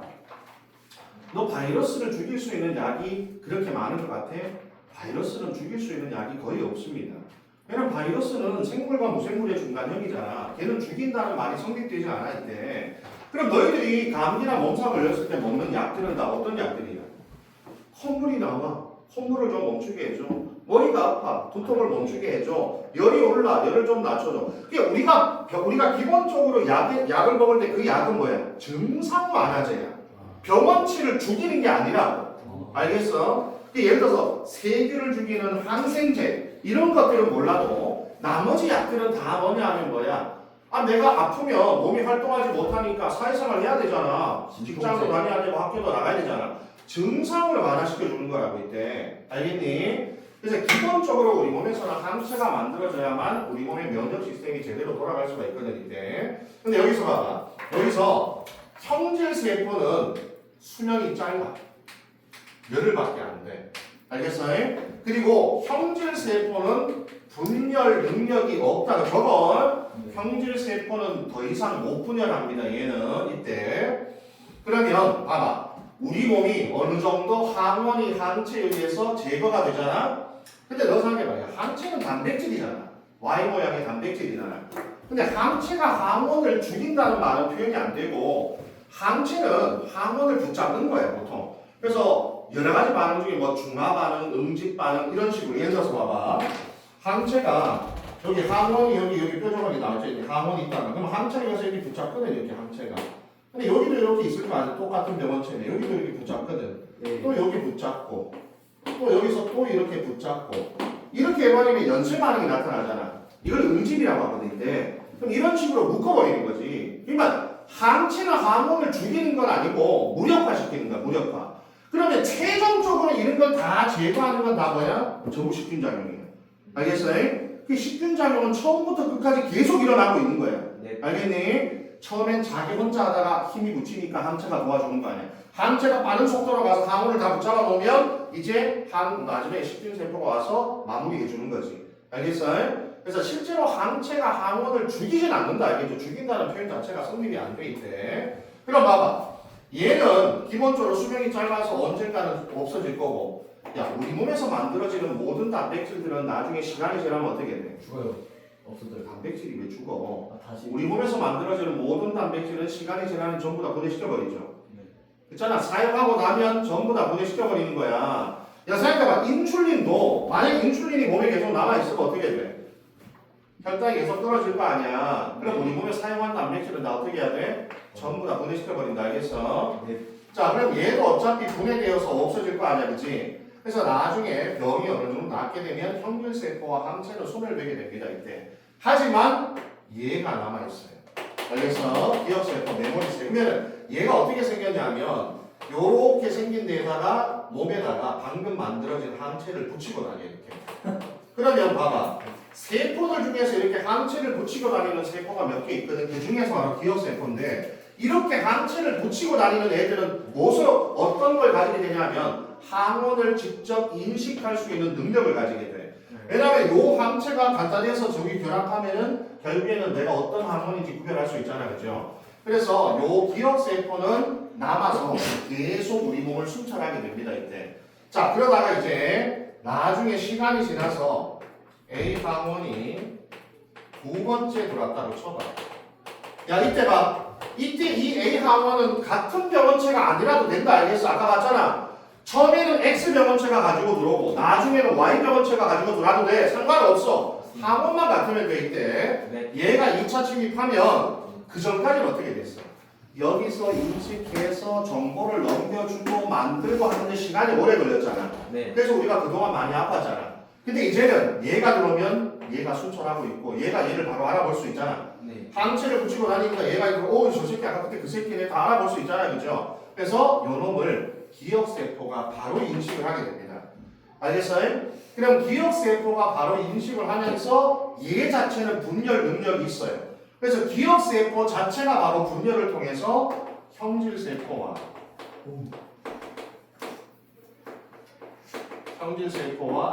기억세포로 또 나뉘어지게 됩니다. 뭐니 제가 그래서 그 하나 넘겨보시면 자 4페이지 위에 그림을 봐봐. 4페이지 위에 그림을 보시면 첫 번째 들어왔을 때는 B림프구가 분열을 통해서 형질세포와 기억세포를 만들죠. 그죠? 4페이지 위에 그림. 그러다가 두 번째 또 들어오면은 누가 분열해? 그 다음부터는 기억세포가 분열하게 돼 있잖아. 그치? 네. 두 번째부터는 기억세포가 얘를 빠르게 인식해서 빠른 속도로 형질세포를 만들어내니까 항체가 더 신속하게 만들어질 거 아니야. 네. 그러면 A 항원이 두 번째 들어오면 얘가 활동하기도 전에 A 항원을 신속히 제거하게 됩니다. 알겠어요? 그래서 결국에는 우리 몸에서 뭔가 면역이 성립됐다라고 할 때 면역의 성립은 결국 누구에 만들어집니까? 기억세포의 생성을 우리가 면역의 성립이라고 부르게 됩니다. 면역의 성립. 기억세포가 만들어지면 그 항원에 대해서 면역이 성립됐다. 또는 면역 적응됐다. 그 항원에 대해서는 더 이상 걸리지 않는다. 이렇게 적응 면역이 성립이 되게 됩니다. 근데 만약에 생각해봐. 기억세포도 수명이 있을 거거든. 대부분 기억세포는 수명이 되게 긴데 만약에 수명이 짧은 기억세포가 있다라고 치면 만약 5년 후에 기억세포가 없어져 버리면 어떻게 돼? 그럼 면역이 상실됩니다. 다시 또 처음부터 해야 돼요. 그 항원에 들어오면 또다시 그 병에 걸리게 됩니다. 알겠어요? 그래서 기억세포가 남아있는 동안에는 그 항원에 대해서 들어오는 것들은 전부 다 빨리빨리 처리할 수 있다는 얘기야. 그래서 그런 병원체들이 가만히 있겠어? 그래서 병원체들은 뭘 바꿔? 유전자를 바꿔버리잖아. 돌연변이로. 그러면 이 항원하고 다른 모양이 또 바뀌어버리겠지. 그러면 걔가 들어오면 우리는 아무것도 모른 채 또다시 처음부터 해야 되는 거야. 알겠어요? 자, 그러면 우리가 여기서 몇 가지 용어를 좀 정리할 텐데, 자, 먼저 지금처럼 기억세포의 생성을 기준으로 해서, 자, 기억세포의 생성을 기준으로 해서 기억세포가 생성되기 전에 병원체가 들어오는 거를 1차 면역이라 부릅니다. 1차 면역. 네. 알겠어요? 그 다음에 기억세포가 생긴 이후에 병원체가 들어오는 것을 2차 면역이라 부르게 돼요. 용어를 기억하셔야 돼. 뭘 기준으로 한다고? 기억세포의 생성을 기준으로 해서 기억세포가 생성되기 전에 들어오는 걸 1차 면역, 그 다음에 2차 면역. 1차 면역은 주로 B림프구가 분할되지만 2차 면역은 주로 누가 분할해요? 기억세포가 주로 분할을 하게 되죠. 네. 1차 면역과 2차 면역 중에 누가 더 반응 속도가 빨라? 2차 면역이 훨씬 더 빠르니까 2차 면역은 병원체가 활동하기 전에 우리가 빨리 제거할 수 있는 거지, 그죠? 근데 잘 봐봐. 예를 들어서 어떤 항원이 10번 들어왔는데도 기억세포가 안 생겨. 그럼 11번째 들어올 때 몇 차 면역이야? 1차 면역입니다. 그러니까 1차 면역과 2차 면역은 몇 번 들어왔냐가 중요한 게 아니야. 기억세포가 생겨야 2차 면역이지. 100번 들어왔는데도 기억세포 안 생기면 101번째도 1차 면역이야. 알겠어? 3차 면역 이런 건 없어. 그냥 1차 면역, 2차 면역 이 두 가지가 끝이야 이때. 그 다음에 우리 지금 여기서 활동하고 있는 애들 중에 T림프구와 B림프구라고 하는 새로운 애들이 등장했지, 그죠? 얘들도 우리가 좀 정리를 해야 되는데, 자 다시 앞으로 넘어가서 3페이지. 3페이지 오른쪽 메모란. 3페이지 오른쪽 메모란을 봐봐. 자 거기 보시면 T림프구하고 B림프구가 정리가 되어 있어. 자, T셀, 그 다음에 B셀이 있으면 원래는 우리 몸에 이런 모든 혈구들, 알겠어요? 백혈구잖아, 전부. 모든 혈구들은 다 어디서 만들어질까? 그렇지, 골수입니다, 전부. 모든 거는 백혈구든 적혈구든 모든 혈액에 구성되는 세포들은 전부 다 골수야. 야, 그래서 우리가 생각해봐. 면역에 관련된 질병은 다 골수 문제잖아. 그래서 우리가 백혈병이든 여러 가지거든 다 뭘 바꿔줘야 돼? 골수를 피를 바꿔주면 피 바꿔줘야 아무 의미가 없어. 알겠어요? 왜? 내가 새로운 피로 바꿔줬을 때 그 안에 있는 세포들은 평생 사는 게 아니잖아. 수명이 있을 거 아니야. 근데 이 만들어지는 골수 세포가 잘못돼서 그런 거라고 전부 다. 그러니까 골수를 이식한다고 골수를. 알겠어요? 그럼 봐봐 골수암 걸리면 왜 죽어? 면역을 못 해주는 거야. 백혈병도 왜 죽어? 면역을 못 해주는 거라고. 여러 가지 병원체에 노출되니까 면역이 안 일어나잖아. 자, 근데 봐봐. 성숙하는 장소가 있어. 성숙하는 장소가. 이 성숙하는 장소가 다른데 T림프구는 가슴생입니다. 다른 말로 가슴 흉자에 생선자를 써서 흉선. 그리고 B림프구는 그대로 골수에서 성숙을 하게 돼요. 알겠어? 이걸 꼭 기억하셔야 된다. 그래서 너희들 가슴샘을 영어로 티무스 또는 타이무스. 알겠어? 티무스 또는 타이무스. 봐. 가슴샘의 티무스의 약자를 따서 T림프구. 골수는 영어로 본메로. 그죠? 본의 약자를 따서 뭐가 돼? B림프구. 그래서 T림프구와 B림프구의 명칭 자체는 성숙되는 장소를 기준으로 이름을 붙인 거야. 티무스, 본메로. 여기 요즘에 가끔 얼마 전에 보면 유튜브들 중에 골수를 먹는 그런 그 있잖아, 이벤트가 있잖아. 뼈 안에 보면 골수 있잖아. 골수 같은 거 막 뭐 오븐에다 구워가지고 막 소금 쳐가지고 막 그 외에 신이 내려준 버터라 그래서 골수를 막 파먹고 이런 그런 가끔 유튜버들 막 그런 거 있잖아. 원래 먹는 거 아니야? 맛있죠. 그렇게 하면 뭐 맛있긴 맛있다고 하는데 비싸던데 그게. 먹는 건데. 그래서 너희들 이 골수가 보통 이제 뼈 속을 가득 채우고 있는 애들이 있는데 골수할 때 숫자는 물 숫자가 아니고 채울 숫자다. 채울 숫자인데 뼈를 채우는 거. 심 숫자. 연필 심 할 때 심 숫자. 안을 채우고 있다는 뜻이야 이때. 자, 그래서 이거 꼭 기억을 하셔야 되는데 그리고 원래 이런 것도 있어. 뭐냐면 우리가 T림프구나 B림프구나 또는 이런 백혈구들 면역에 관련된 여러 가지 세포를 만들어낼 때 모든 면역 세포들이 다 올바르게 만들어지는 건 아니거든. 가끔 가다가 삐꾸들이 있어. 어떤 거냐면 우리 세포를 공격하는 삐꾸들이 가끔 만들어져 있대. 뭐니 이제 가니? 그러면 우리 몸에 내 세포를 공격하면 안 되잖아. 그럼 이런 삐꾸들은 어떻게 해야 되겠어? 성숙하는 과정에서 빨리 제거를 해야 됩니다. 근데 이게 잘 제거가 안 되면 어떻게 돼? 그러면 내 몸을 공격하는 애가 나오잖아. 그렇게 자가 면역 질환이라고 하는 거야. 알겠어? 저번에 내가 일형 당뇨 이런 것들 자가 면역 질환이 우리 세포를 막 공격하게 되는 거지. 그래서 기본적으로 이런 걸 우리 몸에서 내 세포를 공격하는 애들을 빨리빨리 없애야 되잖아. 뭐니 이제 가니 이거? 이제 그런 작용들도 있다는 거 하나 기억을 좀 해줘줄 때. 자, 그 다음에 4페이지로 넘어가서 그래프를 좀 볼 텐데, 자, 요 그래프는 너희들 면역에서 제일 많이 등장하는 그래프 중에 하나거든요. 이때. 그럼 이 전체 과정을 그래프 하나로 우리가 한번 통합해서 그려보면, 자, y축이 뭐라고 돼 있어? 시간. y축이 왜 시간이 돼 있어? y축은 항체의 농도입니다. x축은 시간이고 있대. 그럼 여기 봐봐. 여기서 x라는 항원이 1차 침입을 했다고 치자. 그러면 항체 농도는 어떻게 그려져야 되냐면 여기 들어오자마자 항체가 생겨 안 생겨?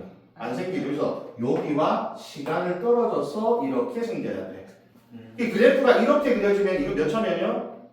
1차 면역. 그래서 1차 면역 그래프는 이렇게 돼 있어야 돼. 네. 그리고 어차피 항체는 시간이 지나면 어떻게 돼? 소멸돼야 된다. 알겠죠 이때? 네. 그 다음에 봐. x가 두 번째 들어왔어 항원이. 근데 그래프가 또 이러면 어떻게 돼? 몇 차 면역? 1차 면역. 그러면 기억세포가 안 생겼다는 뜻이야. 뭔지 알겠어? 이때는. 근데 만약에 기억세포가 생겼다면 여기서 바로 올라가야 돼. 그리고 훨씬 더 많은 항체의 농도가 생겨야 돼. 왜? 거기 봐봐. 1차 면역보다 2차 면역 때 생성되는 형질세포와 기억세포의 수가 어떻게 돼? 더 많이 생기죠. 그러면 형질세포가 많다는 건 그만큼 항체도 더 많이 생긴다는 얘기잖아. 빠른 속도로. 그래서 훨씬 더 많은 농도로 생겼기 때문에 2차 면역 때 훨씬 더 항원을 빠른 식으로 제거할 수 있게 된다고 이때. 근데 이때 봐봐. 이때 Y라는 항원을 처음 집어넣으면 그래프 어떻게 될까? 얘는 그래프가 1차 면역. 그렇지 1차 면역이 돼야 돼. 그래서 이게 X의 2차 면역, Y의 1차 면역. 이걸 보면 좀 뭘 알 수 있어? 1차 X 항원과 Y 항원은 각각이 독립적이야 서로 영향을 줘. 독립적이다. 아까 했지만 특이적 면역은 서로 영향을 주지 않아요. X는 X 따로, Y 담당한 애는 Y 담당한 애 따로 있잖아. 그래서 서로가 독립적이라는 걸 우리가 알 수 있다고. 즉 X가 Y를 억누르는 게 아니잖아. Y가 X를 촉진하는 거 아니잖아. 서로 영향을 주지 않아요. 이때 여기서. 너 괜찮니? 야 옆에다가 그 두 개나 캔을 깔아놓고 그렇게 졸면은 그거 어떻게 되니 그렇게? 그거 왜 먹는 거야 도대체? 전망 같은 느낌이죠. 대가리에 얼음을 뿌려야 되는 강화된 아니 대가리에 얼음을 뿌리든 뭐든 이것보다 좀 수업 시간에 2시간밖에 안 하는 거를 그렇게 집중력을 못 발휘하면은 어떻게 그 학원에다 뭐 돈 뿌려주고 학원에다 기증할 일 있어 돈을? 생물 빼고 아무것도 안 자요. 근데 왜 생각을 자는 거야? 아니 시간 그게 더 기분 나빠. 저녁 먹고 시간 거 이러잖아요. 아니, 생물 안 빼야 돼요. 아니 물화 같은 걸 뒤에 두면은. 너 오늘 수업이 몇 시 시작이냐? 12시. 아니 원래 첫 수업이 몇 시 시작이냐 오늘? 12시. 12시 시작이라고? 아니, 물화랑 생물 바꾸면 안 돼요 진짜. 저 저녁 먹고 너무 힘들어요 진짜로. 중학교로 그렇게 짜져있는 거 어떻게 바꿀 수가 없어. 내가 바꾸면 다른 사람 다 바꿔야 돼. 그러면 그거 그렇게 할 수 있는 게 아니야 이때. 너무 힘들어. 진짜 여기 저. 야 나도 힘들어. 왠지 알아. 내가 여기서 수업하고 난 다음에 너희들 수업할 때까지 중간에 시간적 공백이 나도 엄청날 때 그래서 나도 이 시간 별로 안 좋아해. 근데 바꿀 수가 없어. 그럼 나머지 선생님들도 연체적으로 다 바꿔야 되기 때문에 그 선생들마다 다 사정이 있는데 내가 대사정 때문에 좀 이렇게 바꿔주시오 하면 내가 바꾸면 다른 선생님 A가 바꿔야 되고 A가 바뀌면 또 B 선생이 바뀌어야 되고 B 선생이 바뀌면 또 C 선생이 다 바뀌어야 되는데 그러니까 어쩔 수가 없잖아. 그럼 네가 고쳐 네가. 너 매너. 네가 좀 노력을 해. 자꾸 환경을 바꾸려고 하지 말고 본인을 좀 바꾸려고. 본인을 좀. 아니 왜 모든 걸 다시 자꾸 환경 탓으로 돌리려고 그래 얘들아. 이거 한 캔을 때려박아도 잘 안 들어가요. 관심이 없어요. 관심이. 수업에 관심이 좀 있거나 하면은 좀 덜 잠이 오지. 관심이 없어요. 관심이. 너 저기 지나가는 어떤 여자가 나한테 내가 관심이 있어. 그럼 잠이 오겠냐? 정신이 번쩍 들지? 근데 아무 관심이 없는 사람이야. 공부시 잘못했지. 관심을 가지고 관심을 좀. 아 내가 이거를 좀 공부를 열심히 해서 이번에 좀 점수를 잘 맞아보겠다. 그런 좀 여러 가지 좀 이렇게 좀 관심을 가질 만한 동기부여를 좀 하라고 본인이. 그래서 선생님 그럼 내가 뭐 춤을 추니 어떻게 하니 내가? 어떻게 할 수가 없잖아 내가. 본인 스스로가 동기부여를 해야지. 자 여기 봐봐. 자 그럼 여기서 몇 가지 좀 나눠볼게. 우리가 봐봐. 비특이적 면역은 어디서 시작이 되냐면 얘가 들어오면 바로 시작이 돼. 그래서 비특이적 면역은 여기서부터 여기 표시해. 여기서부터 시작이 된다. 비특이적 면역은. 네. 그 다음에 그러면 특이적 면역이 시작이 되면 비특이적 면역은 계속 하니 놀니 해요. 계속 하고 있죠, 그죠? 그래서 비특이적 면역은 계속 놀지 않고 계속 진행이 됩니다, 이때. 그럼 특이적 면역은 언제 시작이 되냐? 바로 여기서 항체가 생성되는 요 시점부터 특이적 면역이 시작된다라고 생각하시면 됩니다.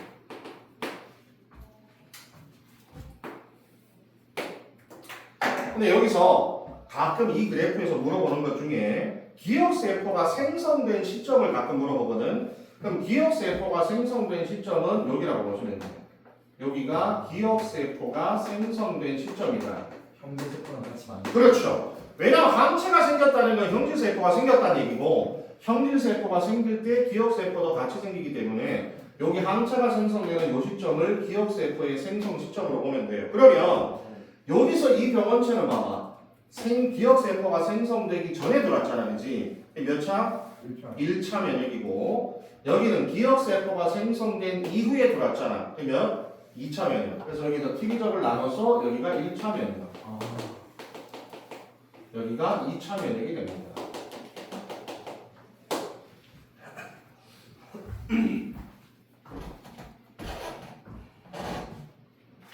자, 그 다음에 여기서 우리가 또 한 가지 어떤 게 또 주로 나오냐 하면은 너희 이번에는 바이러스하고 좀 비슷한 건 여기 봐.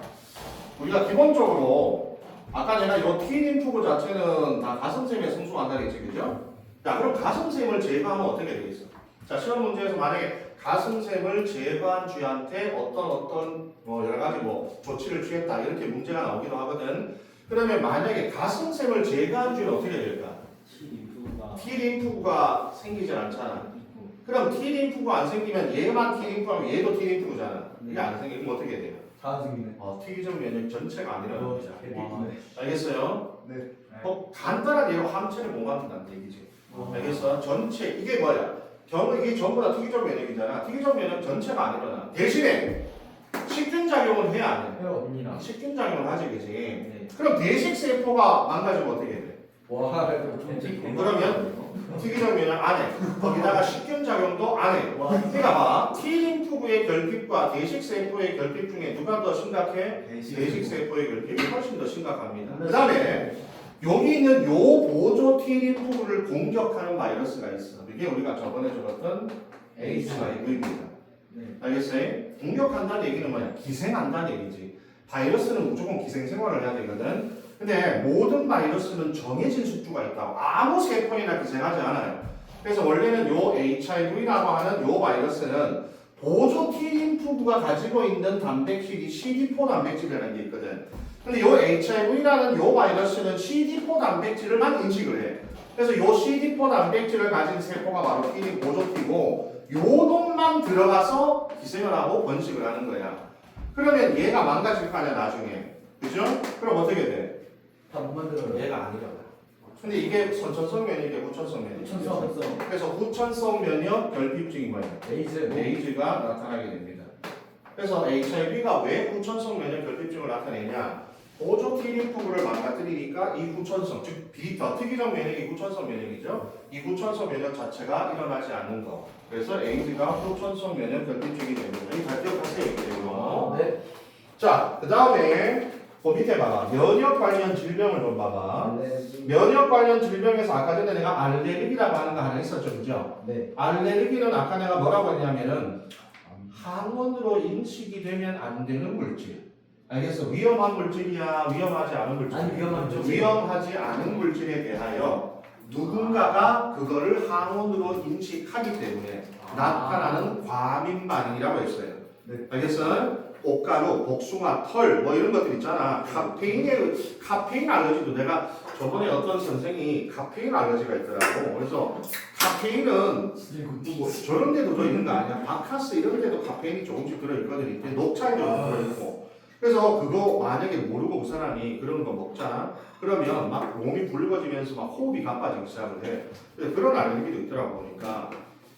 저렇게 먹으면 이게 없다는 알레르기가 생길 것 같아. 그만 먹어라, 그만 먹어라. 그거 먹는다고 되는 게 아니야. 네 정신의 문제라고 이게. 각성제가 의미한 각성제가 하는 게 아무것도 없어. 아직은 저 안 돼요. 식곤증이 좀 심각한데. 그러니까 그걸 네가 고쳐야지. 어떻게든 간에. 그 자꾸 그런 걸로 그런 데 의지하면 중독돼, 중독. 누구 없으면 공부를 못 하게 된다고. 물론 너희들 뭐 과거 애들이 뭐라 그랬지 저런 걸? 아니 저런 각성제 아니야 저런 것들을. 그런 것들을 아예 그냥 너희들은 대놓고 마신다고 하더라고. 응? 학교에서 과거 애들 공부를 많이 하니까 깨있어야 되니까 저런 것들을 아예 그냥 뭐라 그러지 그런 거를 교복처럼 입는 교복처럼 가지고 다닌다 뭐라 그러거든. 2학년 애들이 그렇게 얘기하는데 보니까 아니 그러니까 교복처럼 항상 가지고 다니는 즉 항상 몸에 부착해서 다니는 것처럼 한다 해서 2학년 애들이 뭐 부르는 명칭이 있더라고 저런 거. 자 너무 저런 거에 의지하지 말고 의지하지 마. 자 거기 봐 알레르기 봐봐. 알레르기는 만약에 꽃가루가 들어왔으면 다른 사람은 다 괜찮아. 근데 어떤 사람은 이걸 항원으로 인식해버리거든. 그럼 뭐가 만들어져? 항체가 생길 거 아니야, 그렇지? 그러면 이 항체가 거기 보면 비만 세포에 결합을 하죠. 그리고 아까 전에 항체와 부착하는 세포가 또 뭐가 있었지? 이렇게 항체가 부착하는 세포 아까 하나 더 있었잖아. 기억세포. 기억세포도 아까 전에 항체가 부착됐잖아, 그렇지? 네. 항체를 부착하는 세포는 어떤 능력이 생긴다 그랬어? 인식. 항원을 인식할 수 있는 능력이 생긴다 그랬어요. 그죠? 그러면 이제 비만세포가 항체를 부착해버리면 이 비만세포는 뭘 인식하게 돼? 꽃가루를 인식할 수 있는 세포가 되는 거야. 알겠어요? 그 다음에 이제 또 꽃가루가 들어오면 비만세포가 바로 꽃가루를 인식해버리죠. 네. 근데 비만세포는 하는 일이 뭐였어, 아까 우리? 그러니까 아까 뭐의 분비? 히스타민의 분비. 근데 히스타민이 분비되면 어떻게 돼? 혈관의 투과성이 높아지잖아. 네. 그럼 어떤 일이 생겨? 백혈과 삐져나. 부어오르지만 몸이 그래서 두드러짐이 나타나는 거야. 부종 몸이 막 부어오르는 현상 알겠어? 그리고 히스타민의 가장 큰 부작용 중에 하나 가려움증입니다. 그래서 우리가 상처가 나면 가려운 이유 중에 하나가 히스타민의 부작용이. 그 히스타민의 그 큰 부작용 중에 하나가 가려움증이에요. 그래서 결국 알레르기 증상은 히스타민의 과민 반응이거든. 그래서 몸이 막 부어오르고 거기가 막 가려워. 그래서 계속 그렇게 된다고 이런 식으로. 알겠어요? 그게 바로 알레르기가 나타나는 원리가 돼요. 그래서 이것도 봐봐. 이것도 몇 번째 꽃가루부터 알러지 증상이야. 두 번째 꽃가루부터 알러지 증상이에요. 왜? 항상 항체는 먼저 만들어지는 게 아니라 들어와야 만들어지기 때문에 그래. 그래서 두 번째 꽃가루가 들어올 때부터 알러지 증상이 나타나게 됩니다. 이때. 그래서 알러지는 이미 태어날 때부터 어느 정도 기억되어서 태어나기 때문에 고칠 수가 없습니다. 이때. 그래서 기본적으로 보통 알러지의 3대 질환이 있죠. 그죠? 어릴 때부터 나이 순서 이제 처음에는 아토피. 그죠? 두 번째가 비염, 알러지성 비염. 세 번째가 천식입니다. 알겠어요? 그래서 어릴 때부터 순서대로 알러지가 좀 심한 사람들. 왜 알러지성 그런 그 많이 갖고 있는 사람 있잖아. 그러면 아주 약한 조그만 물질에도. 그러니까 우리가 기본적으로 화학 물질들이 되게 많잖아요. 세집주분 이것도 다 알러지거든. 이때. 우리가 반응해야 될 화학 물질들이 너무 많이 생겨서 최근에 알러지가 많이 생기는 건데, 그래서 피부가 알러지, 그 피부에서 알러지 아토피부터 시작해서 막 콧물이 줄줄줄 나고, 막 꽃가루 많이 날라다니는 날에는 막 어떤 사람 막 코 맨날 재채기하고 막 콧물 흐르고 이러잖아. 알러지성 비염이거든. 그 다음에 천식. 천식은 기도가 부풀어 오르거든. 아까 했지만 히스타민의 과다 분비는 부종을 일으키거든. 부풀어 올라. 기도가 이렇게 부풀어 오르면 어떻게 돼? 숨을 이렇게 됩니다. 알겠어요? 그래서 기도를 이 기도 기관지 확장제인 멘톨린 이런 것들 이렇게 축 뿌리는 거죠. 뿌리면 기관지가 확장이 되는 거죠 이때.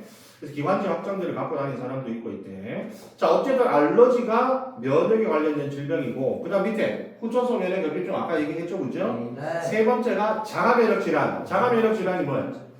아까 얘기했잖아. HIV. 아니 자가 면역 질환. 자기 거 조지는 해. 자기 세포를 항우도로 인식해서 공격하는 거라고 했잖아. 아, 내가 아까 전에 우리 몸의 백혈 중에서 내 세포를 공격하는 애들은 빨리 제거한다 했잖아, 그죠? 네. 그걸 원래 자기 관용이라고 한다, 알겠어? 자기 관용. 뭔 뜻이야? 자기 관용을 해석을 해봐. 관용이 이제 그거잖아. 자기 세포한테 뭘 베풀어라? 관용을 베풀어라. 즉 자기 세포는 뭐 하지 말라는 얘기야. 공격하지 말라는 얘기지. 그래서 자기 세포를 공격하게끔 만들어진 그런 삐꾸 단백, 삐꾸 세포들, 이런 세포들을 제거하는 거를 뭐라고 부른다고? 자기 관용이라고 부른다고. 알겠어요? 자기 관용. 알겠어요? 그래서 자기 관용이 잘못되면 자가 면역 질환이 나타나는 거야. 알겠어요? 내 세포한테 관용을 베풀지 않는다는 얘기거든. 자가 면역 질환을. 우리 세포한테는 관용을 베풀기 위해서 내 세포를 공격하는 애들은 다 없애야 되는 게 맞는데 안 없애면 내 세포에 관용을 베풀지 못하잖아.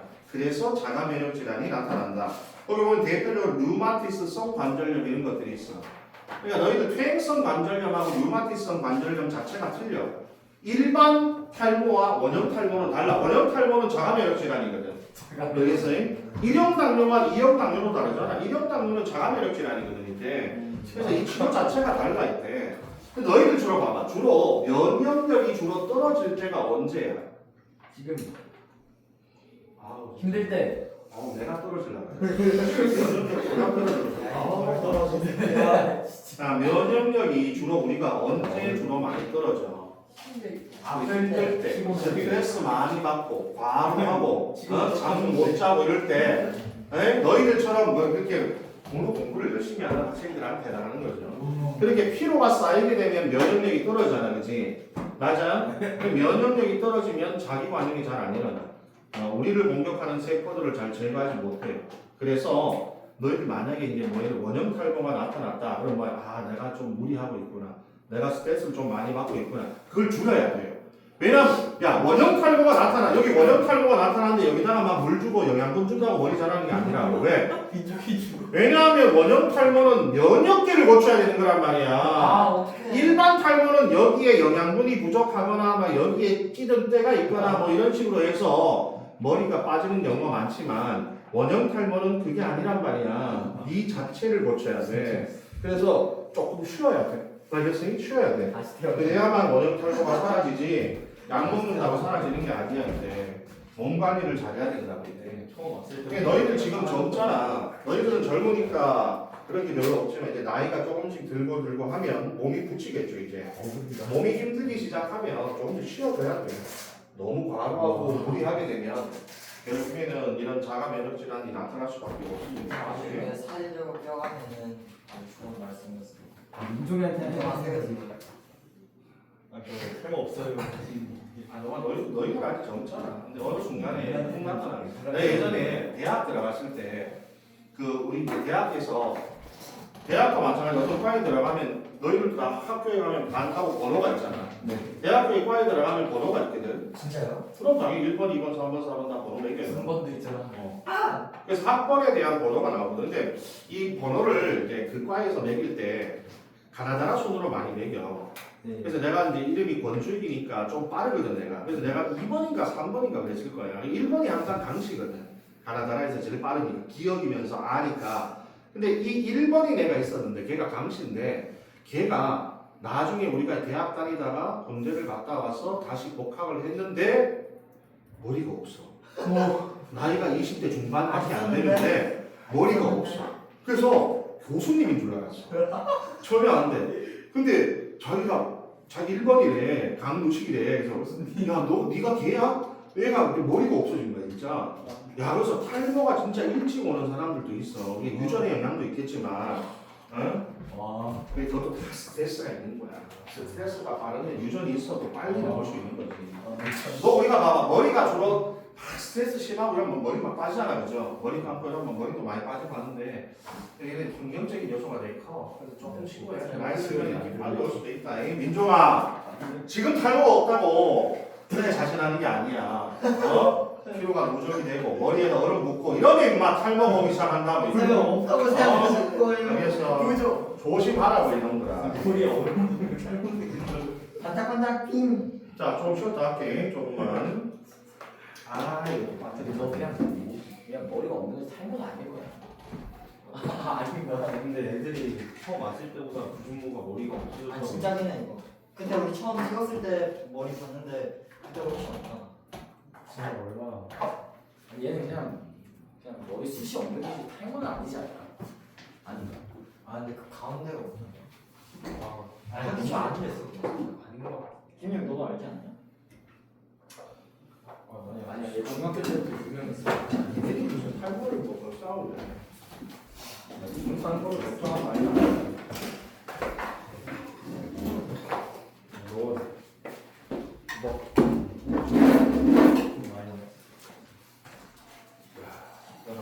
부셔, 부셔. 부셔.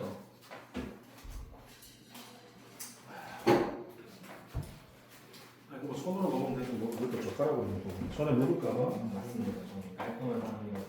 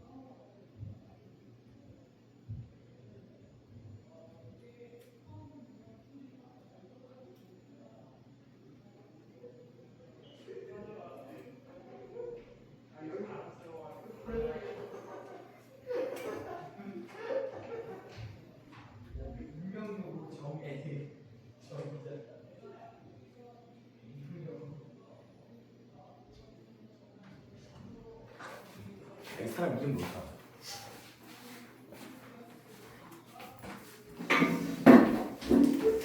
색종이를 곱게서 벗은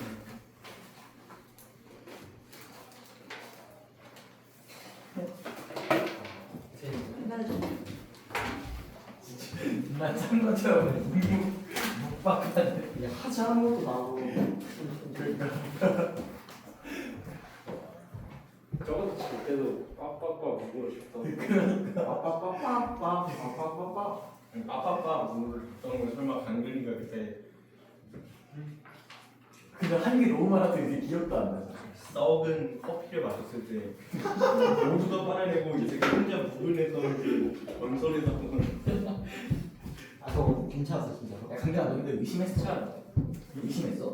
뭘 의심? 아니 근데 그때는 진짜 진짜 의심했어? 근데 그거 뭐 민종이도 진짜 짠 거 아니야 그거? 민종이도 애초에 즉흥적으로 데려온 건데 그러니까 짤 수가 없잖아. 아예 안 되겠다. 색종이 그걸 짜려면 사전부터 민종이랑 와 근데 그 정도 연기 정도면은 연기 있으면 안 돼. 그거는 인정을 해줘야지 나무 주연상급이야. 누가 물고 씨발 예쁘게 색칠하고 와 이거 진짜 뭐 아이씨 빨강 팔강 씨발 팔강 보이지? 수익생 글씨가 비행기를 야 가요친 사람 실시간 들어올 때 뛰는 거야. 안 내면 진다 가위바위보 가위바위보. 와 어떻게 항상 이렇게 저와 그걸 내가 안 되겠다. 안돼 아니 생각해보면 진짜 최상은 진 적 아예 없지 않나? 아 이게 있어. 왜안 꽤 있어. 진짜 거의 없어 이게 왜요? 저도 존나 사소한 그냥 뭐 그런 거지 길거리에 바지 벗기 이런 거 말고는 거의 걸리는 근데 이제 아니, 진짜 진짜 막 안 걸려 점프해서 이거 부수기 막 이런 거밖에 없으니까 너무 사소해가지고 이게. 그러니까 이게 존나 쉬운 아 것만 이거 좀 내가 하나도 안 하고 대신 내가 약간 너 도와주려고 내가 여기 있으니까 나한테 문제라고 척하고 이러고 있으면 쑥 봐봐 여기 내가 딱 알려줄게 스텝 바이 스텝 슈 이런 느낌으로 하면 못 맞추면은 누구로 하지? 선생님 맞추라고. 당연히 맞춰야지. 아 그러니까 선생님 머리 밀으시면 선생님이 맞춰서 아 이게 뭐야 펼쳐놨는데. 죄송합니다 강준아 근데 이거 뭐 안 하면 나체 사진 찍으면 돼. 뭐. 우린 너한테 절대 강요하지 않아. 꼭 맞춰야 된다. 아 준영은 너 찍어야 돼 오라는 그래야 밸런스가 맞지 나 진짜 분지하게 빼고 다 할 거야. 하나씩 있어야 이게 이거 안 되겠다 이거 월요일에 나 하나 진짜 뻥아치고 자살하게 빼고 다 할 거야. 월요일에 한 번 더 해. 어차피 우리 셋은 이길 게임이 없어가지고 많이 해도 상관이 없어. 아 진짜 가진세 월요일에 하자. 이거. 실수인 척 영수증 와사바리 걸리고 이런 거라고 해야지. 가위치기. 여기서 가위치기야.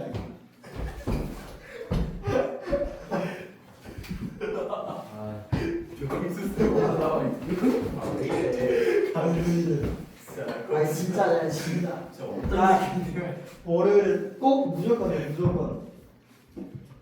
일단 야 근데 잠깐만 근데 이건 너네 약간 일반 사진 찍으면 불공평하잖아. 나는 너네 찍은 것처럼 일반 사진 찍고 너네는 좀 역동적인 자세로 찍어야 뒤로가 그 맞지. 물구나무 와. 물건 아니 아니 고양이 사진 다음에 이렇게 뒤로. 이거 수치스러움을 넘어서 이건 진짜. 아 명태 이거 이러고 있으면 이거 너무 심해. 그걸 강준이 이러고 했잖아. 나 그 사진 아직도 있어. 그 강준이 액더블 바이셉스. 내 강준이 어깨도 존나 좁아가지고 진짜 개 비창이었어. 보여줄게 강준아. 안 볼 거야. 야 강준아 이거 봐봐. 아이고. 뭐 하는 거야? 뭐 하는 거야? 액더블 바이셉스. 어깨 운동 좀 해야 어깨는 아니면은 선생님 여기 의자에다 가래치 놓도록 좀 인정해줘. 대신 누가 했냐 그러면 내가 다 너가 할 거야. 팩트기도 하고.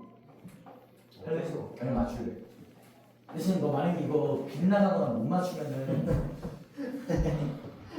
그럼 내가 내일 찬스 한 번 더 줄게. 점수 쌤으로 가자. 진짜. 그러니까 이거 실패하면 병수쌤 마저 실패하면 이게 사진 찍어. 진짜 고양이 사세 사진. 어떡하냐 진짜.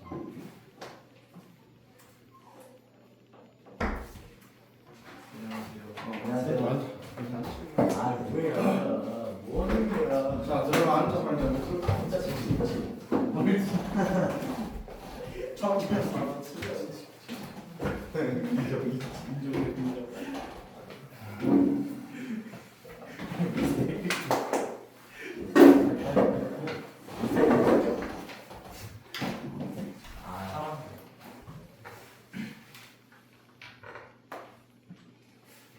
아, 분명히 자 거기 5페이지 봐봐. 자 5페이지에는 이제 인공 면역에 대한 얘기를 좀 할 텐데. 자 인공 면역에서 백신하고 면역 혈청 이 두 가지를 좀 중점적으로 다뤄볼 테거든. 사람들이 면역 과정을 이해해서 이걸 인위적으로 한번 조작을 해보자 해서 만든 건데.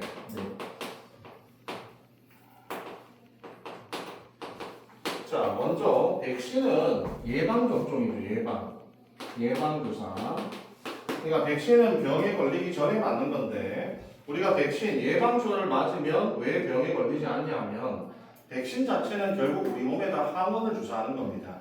그럼 우리가 항원을 주사하게 되면 1차 면역이 일어나겠지? 그럼 기억세포가 생길 거 아니야? 그러다가 실제로 살아있는 항원이 들어오게 되면 몇 차 면역이 돼?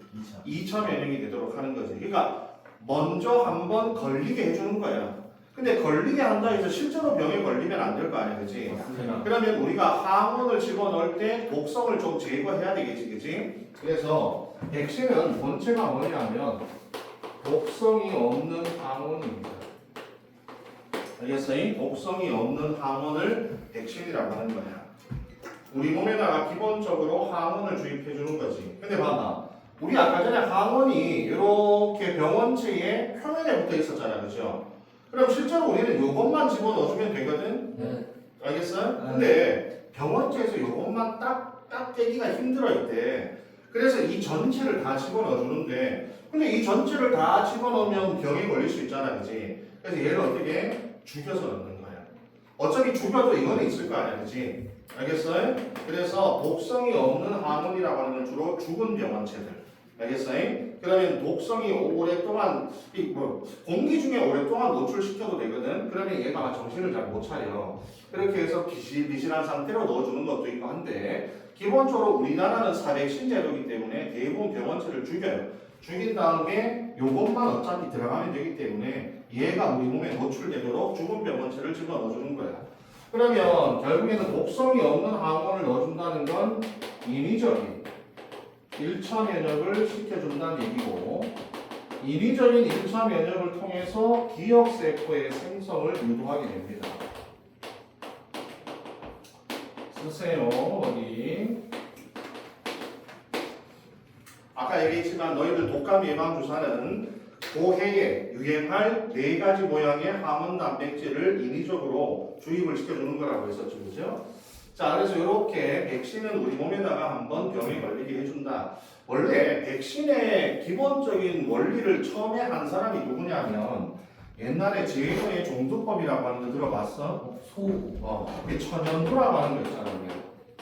지금은 사라진 바이러스지만 천연두라는 아주 무시무시한 바이러스가 있었거든요, 예전에. 이 천연두에 걸리게 되면 기본적으로 거의 마을이 몰살당했기 때문에 예전에 사업 같은 데 보면은 뭐 어떤 마을에 역병이 돌아서 할 때 대부분 그 역병이 보통 천연두거든 이때. 근데 이때 천연두에 안 걸리게 하기 위해서 어떤 사람이 뭘 생각을 했냐 하면 소를 자주 만지는 사람들은 천연두에 잘 안 걸린다는 걸 알게 된 거야. 왜 그러냐면 소한테도 천연두와 비슷한 바이러스가 있거든. 그게 우두라고 하는 바이러스가 있어. 요거는 소한테 걸리는 거고 이거는 사람한테 걸리는 거거든 이때. 근데 우두 바이러스와 천연두 바이러스는 생긴 게 어떻겠어? 비슷하겠지, 그죠? 그래서 얘가 뭐 바뀌어가지고 얘가 되어서 숙주를 옮긴 거잖아. 소에서 사람으로, 그지? 근데 소를 자주 만지는 사람은 우드 바이러스에 노출이 될 거 아니야, 그렇지? 네. 근데 우드 바이러스는 사람한테 와봐야 그냥 손에 그냥 물집만 생기고 말아버리기 때문에. 근데 아까 얘기했잖아, 우드 바이러스가 이 항원하고 요 항원을 갖고 있는데 천연두 바이러스가 똑같은 항원을 가지고 있거든. 그럼 손을 자주 만지는 사람은 이거와 이거에 대한 기억세포가 생길 거 아니야, 그지? 네. 그럼 나중에 천연두가 들어오더라도 이거에 대한 기억세포가 있잖아. 그러면 얘는 신속히 제거할 수 있게 되는 거거든, 이때. 이게 뭐냐면 비슷한 놈을 주입하면 또 비슷한 애들은 안 걸린다는 걸 알게 된 거야, 이때. 미리 한번 넣어주면 몸에서는 뭔가 면역이 생기는구나. 알겠어요? 그러면 이제 사람들한테 뭘 주사하려고 했던 거야? 그렇지, 이걸 주사하려고 했던 거지. 근데 우드 바이러스라는 게 예전처럼 기술이 발달돼서 바이러스만 정제할 수 있는 기술이 없으니까 그럼 이걸 어디서 찾냐? 소의 고름. 아까 내가 고름이 뭐라고 그랬어? 죽은 시체. 고름이 병원체하고 백혈구들의 사체라고 했잖아. 그럼 소의 고름에는 우드 바이러스의 시체가 있을 거 아니야, 그지? 그래서 소의 고름을 정제해서 사람한테 주사를 해주려고 했던 거죠. 그럼 이제 우드에 노출이 된 사람은 천연두에도 잘 안 걸린다는 것을 알면서 백신의 원리라고 하는 것들이 맨 처음에 나왔는데 우리가 깨닫게 된 거죠. 우리 몸은 뭔가 들어오면 기억을 하는구나, 적응을 하는구나. 그래서 그거와 비슷한 애들이 들어오면 그거에 대해서도 적응 면역을 할 수 있다는 사실을 알게 되어서 이제 면역의 어떤 백신의 기본 틀을 마련하게 된 거죠, 이때. 자, 그 다음에 면역 혈청이라고 하는 건 일단 혈청이라는 말의 뜻을 좀 알아야 되는데 오른쪽에 보면 혈액을 원심 분리한 그림이 하나 있을 거야. 오른쪽 메모란에 보면. 맞습니다. 자, 너를 봐봐. 혈액을 원심 분리하면 무거운 건 가라앉고 가벼운 건 뜨겠지, 그지? 네. 그래서 기본적으로 혈액에서 무거운 게 뭐겠어? 혈구. 혈구지 뭐, 세포들이잖아. 적혈구. 여기 혈구가 아래쪽에 이렇게 가라앉고 위쪽에는 액체. 혈액에서 혈구를 제외한 액체를 뭐라고 그러냐면 혈장이라고 한다. 알겠어, 이때. 그래서 아까 우리 혈장이 빠져나와서 몸이 부풀어 오르는 염증 반응이 나타났었잖아요, 그죠? 그래서 원래 혈액은 혈구가 45%고 혈장이 55% 이렇게 구성이 돼 있거든, 이때. 근데 봐봐. 여기에서 혈청이란 말은 뭐냐면 여기에서 혈액이 이제 응고된 혈액이 되잖아. 응고가 뭔지 알지? 응고. 네. 붙는 거다네. 혈액이 응고가 되면 여기는 혈병이라는 말로 바뀌어요. 병자가 무슨 병자냐면 떡병자야. 그래서 우리가 피가 공기 중에 노출되면 끈덕끈덕하게 굳어가잖아. 이게 마치 떡처럼 끈적끈적해지잖아. 그 떡병자를 써서 혈병, 이게 피떡이야, 피떡. 알겠어? 상처난 곳에서 혈액이 피떡을 이루잖아, 그죠? 그래서 굳어지는 거잖아, 그지? 그리고 여기는 봐봐. 혈장에 있던 성분 중에 피브리노겐이라는 성분이 있는데 그 성분이 밑으로 내려와서 혈구들을 거미줄처럼 얽혀서 혈병을 만드는 거거든. 그럼 혈장에서 뭐가 빠진 거야? 피브리노겐이 빠졌잖아, 그지? 네. 근데 그거 몰라도 돼. 여기를 뭐라 그러면 혈청이라고 부르는 거야, 혈청. 근데 우리가 지금부터는 봐봐. 지금부터는 혈장과 혈청은 구별하지 않아도 돼요. 고등학교 과정에서는 혈장과 혈청은 그냥 같은 의미로 사용되기 때문에 그냥 혈장, 혈청은 같은 의미다 이렇게 생각하시면 돼, 이때. 근데 문제는 뭐냐면 중요한 건 이거잖아. 그러면 여기를 우리가 혈장 또는 그냥 혈청이라고 부르자고 앞으로. 네. 같은 거라고 봤을 때. 그런데 여기 성분이 중요한데 아까 전에 내가 항체가 어디 있다 그랬어? 혈액에 녹아서 운반된다 그랬잖아. 그럼 당연히 혈액이 어디에 녹아 있겠어? 혈장. 여기에 녹아 있겠지, 그지? 그러면 여기에는 결국에는 뭐가 녹아 있냐 하면 항체가 녹아 있잖아. 뭐냐 이제가. 그래서 우리는 앞으로 혈장이나 또는 혈청, 특히 혈청이라는 표현을 쓰는 것은 항체라는 표현 대신에 사용하는 표현이 됩니다. 알겠어요? 그래서 자, 얘 몸에서 혈청을 뽑았다면 뭘 뽑은 거야? 항체를 뽑은 거야. 혈청을 주사했다면 뭘 주사한 거야? 항체. 그래서 혈청은 앞으로 항체라는 말 대신에 사용하는 표현이라고 생각하면 돼. 우리 저번에 삼투압이라는 표현을 내가 무슨 표현하고 같다 그랬어? 농도. 그치, 농도와 같은 표현. 그래서 혈장 삼투압이 높다 그러면 혈액의 농도가 진하다와 같은 표현이라고 했잖아. 마찬가지로 앞으로 혈청은 항체와 같은 의미로 쓰이는 표현이라고 생각하면 돼. 그럼 이걸 어떻게 사용하냐면 예를 들어서 내가 만약에 산에서 등산을 하다가 뱀한테 물렸다고 치자. 뱀. 자, 여기 뱀한테 물린 뱀이가 아니죠. 뱀. 이 뱀한테 물렸다고 치자. 그러면 이제 뱀독이 들어올 거 아니야, 그지? 네. 뱀독이 바로 뱀의 항원이거든. 뱀 단백질이잖아, 그죠? 뱀의 항원, 즉 독성이 매우 강한 항원이라고 생각하면 돼. 너희들 뱀독을 먹는 건 괜찮다, 알겠어? 왜? 내가 했잖아. 우리가 입으로 들어가서 하는 건 내가 외부라 그랬어. 몸이 안 외부야. 외부라 그랬잖아. 내부로 들어온 게 아니지, 그죠? 근데 우리가 이렇게 단백질이니까 내려가다 보면 단백질분해 요소, 소화 요소가 나오잖아. 그럼 다 이 뱀독이라는 단백질을 분해시켜 버리기 때문에 상관이 없거든. 대신에 입안이나 또는 식도나 위에 상처가 있으면 안 돼. 그래서 뱀독을 입으로 이렇게 빨아내는 장면들이 있잖아요, 그죠? 뱀한테 물렸을 때 물린 상처에서 입으로 막 뱀독을 빨아내는 영화나 드라마에 보면 나오는데, 근데 그거는 기본적으로 입안이나 식도나 이런 데 상처가 없어야 돼. 그럼 상처가 있는지 없는지 니도 잘 모르잖아, 그지? 그래서 그런 것들은 드라마나 영화니까 가능한 거고, 만약에 내가 뱀에 물린 사람에서 입으로 만약에 뱀독을 빨아내겠다라고 하면 이 사람을 위해서 내가 목숨을 주어도 아깝지 않은 사람일 때는 해도 돼요. 알겠어요? 죽을 각오로 해야 된다는 얘기야. 해드리겠습니다. 너나 잘 챙기고, 만약 내 아들이 물렸다 그러면 나는 내가 대신 빨아줄 수 있지 이때. 근데 뭐 사귄 지 한 일주일 된 이성이다. 그럼 고민을 좀 해봐야 되는 거지. 그걸 고민해. 그죠? 고민을 해야 되는 거지 이 사람아. 빨아낼지 말지 이걸 평생 가야 될지를 해봐야지. 자, 그럼 봐봐. 근데 우리가 물렸다면 상처가 난 거잖아. 상처가 나면 내 안으로 들어온 거거든 이때. 그러면 내 몸에서 항체가 만들어지려면 시간이 최소 일주일 필요하다 그랬잖아. 그럼 내 항체 만들어질 동안에 독성이 강하면 내가 죽을 수도 있잖아, 그렇지? 그래서 어떻게 하냐면 그 전에 뱀독을 토끼한테 주사하는 거야. 토끼가 깜짝 놀라겠지, 그지? 그럼 토끼 몸에서 뭐가 만들어져? 항체가 만들어질 거 아니야. 그걸 뭐라 그래? 펼쳐. 혈청. 그래서 우리가 일반적으로 어디 영화 같은 거 보면 해독제라고 하는 거 있죠, 해독제. 그 해독제가 바로 뭐야? 혈청인 거지, 혈청. 해독제를 구해봐. 그래서 어떤 사람이 면역된 사람이 하나 있으면 그 사람을 지키려고 하잖아. 왜? 그 사람의 혈청에는 항체가 포함되어 있으니까 그 사람이 인류를 구할 수 있는 사람이다 해서 면역된 사람을 지키고자 막 하는 그런 영화들이 되게 많잖아요, 그죠? 이게 결국에 해독제야, 해독제. 혈청을 구한다. 혈청을 구하라는 얘기가 바로 해독제를 구하라는 얘기거든. 그럼 이렇게 만든 상태에서 내가 뱀한테 물렸잖아, 그죠? 그러면 내가 항체를 만들려면 시간이 오래 걸리니까 여기서 미리 만들어둔 항체를 주사를 해버리는 겁니다. 그럼 여기서 들어온 항원을 여기 있는 항체가 신속히 제거하게 됩니다, 이때. 그러면 결국에는 봐봐. 백신은 본체가 항원이지. 면역 결정은 본체가 뭐야?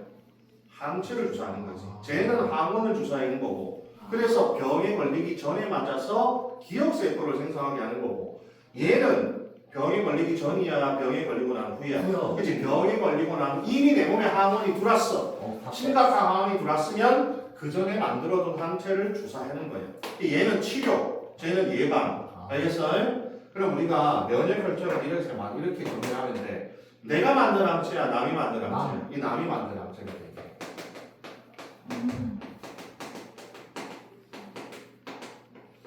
남이 만든 항체가 바로 면역 혈청이라고 보시면 돼요. 근데 이것도 너희들 조심해야 되는 게 봐봐.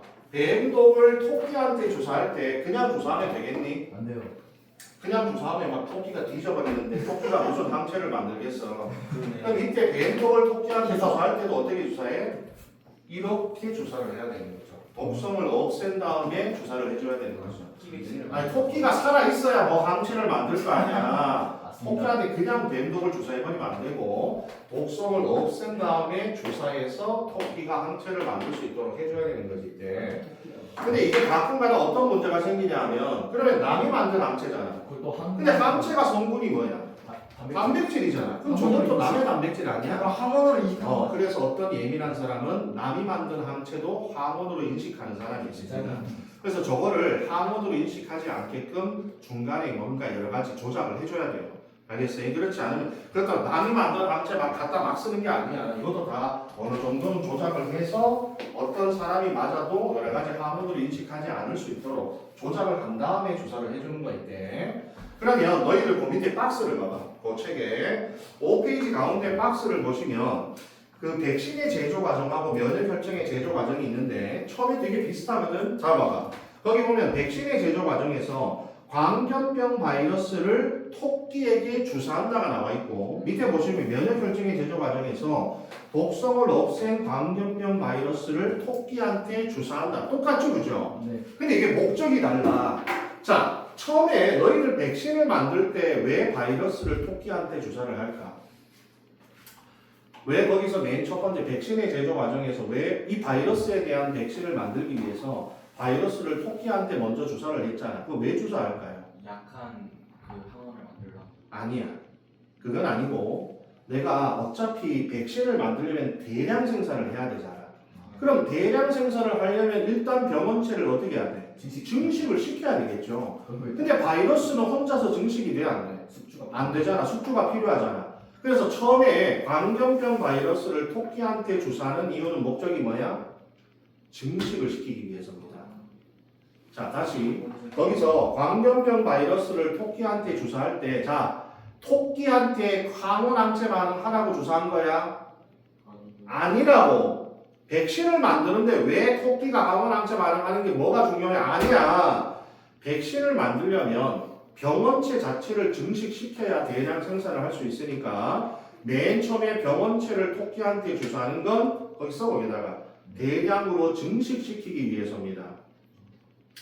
근데 두 번째 밑에 면역 결정에서 봐봐. 면역 결정에서 독성을 제거한 바이러스를 토끼한테 주사하는 이유는 뭘까요? 그렇지, 그거는 항원항체 반응을 하라고 주사하는 거지. 왜? 토끼에서 항체 뽑으려고 하는 거잖아. 맞아? 혈청 뽑으려고 하는 거잖아. 그래서 목적이 달라. 백신 만들 때 주사하는 목적이랑 혈청 만들 때 주사하는 목적은 달라요. 그럼 이제 봐. 위에 다시 올라가서 자, 바이러스를 토끼한테 주사했다. 다음에 뭐가 나와?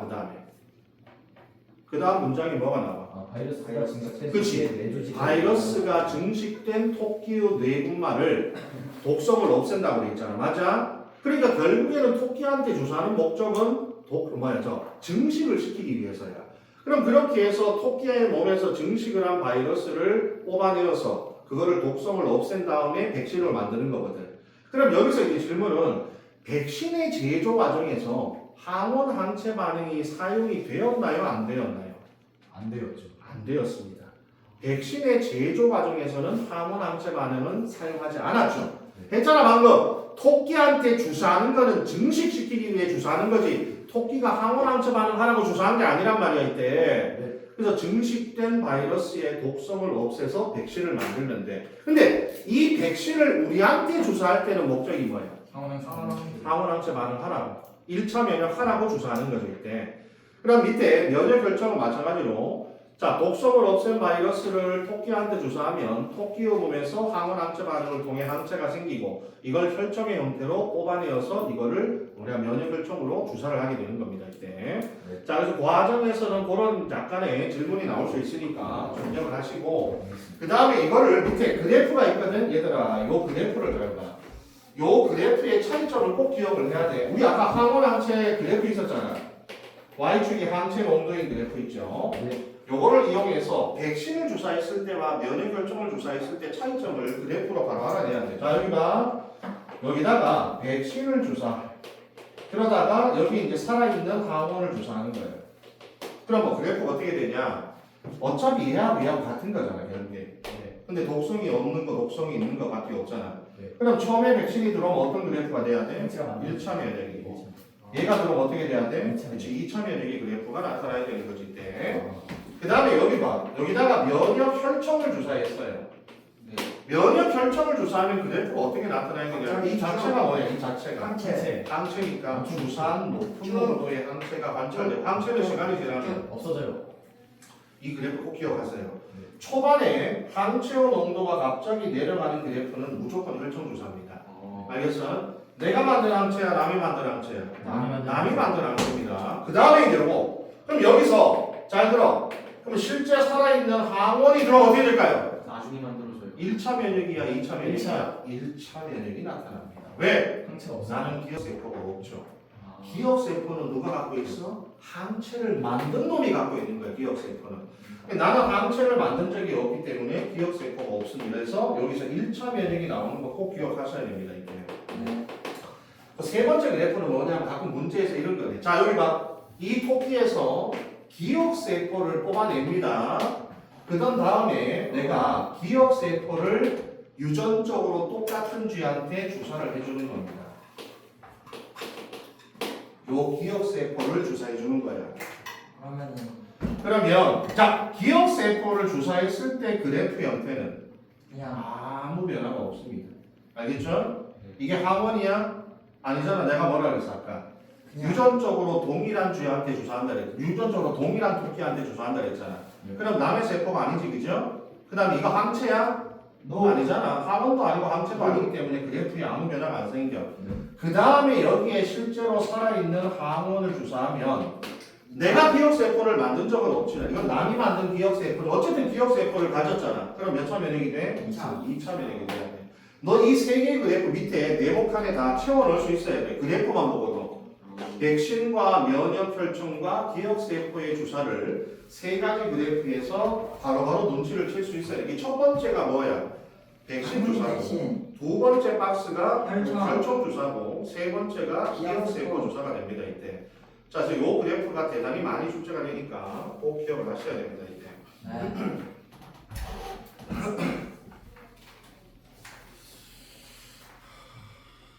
몇 시냐? 50분. 자, 원래는 뒤에 혈액형이 또 남아있거든, 원래. 쭉 뒤로 넘어가면 혈액형이라고 하는 파트를 왜 우리가 면역 단원에서 배우냐 하면 아까 얘기했잖아. 혈액을 수혈할 때 잘못된 수혈을 하게 되면 안 되지. 그때 잘못된 수혈을 통해서 혈액이 응집 반응을 하게 되거든. 그게 항원항체 반응이야. 그래서 혈액의 수혈 관계가 항원항체 반응과 연계가 되기 때문에 이 단원에서 우리가 혈액형을 배우게 되거든. 그래서 혈액형은 우리가 지금은 시간이 없기 때문에 요거는 이제 2학기 기말 때로 넘어가서 할 거고 일단 요까지 면역계는 요까지 정리를 할 거야. 그리고 다음 주에는 너희들 어차피 시험 범위가 신경계와 내분비계가 들어가잖아. 근데 우리가 신경계와 내분비계는 방학 때 좀 한 게 있지. 네.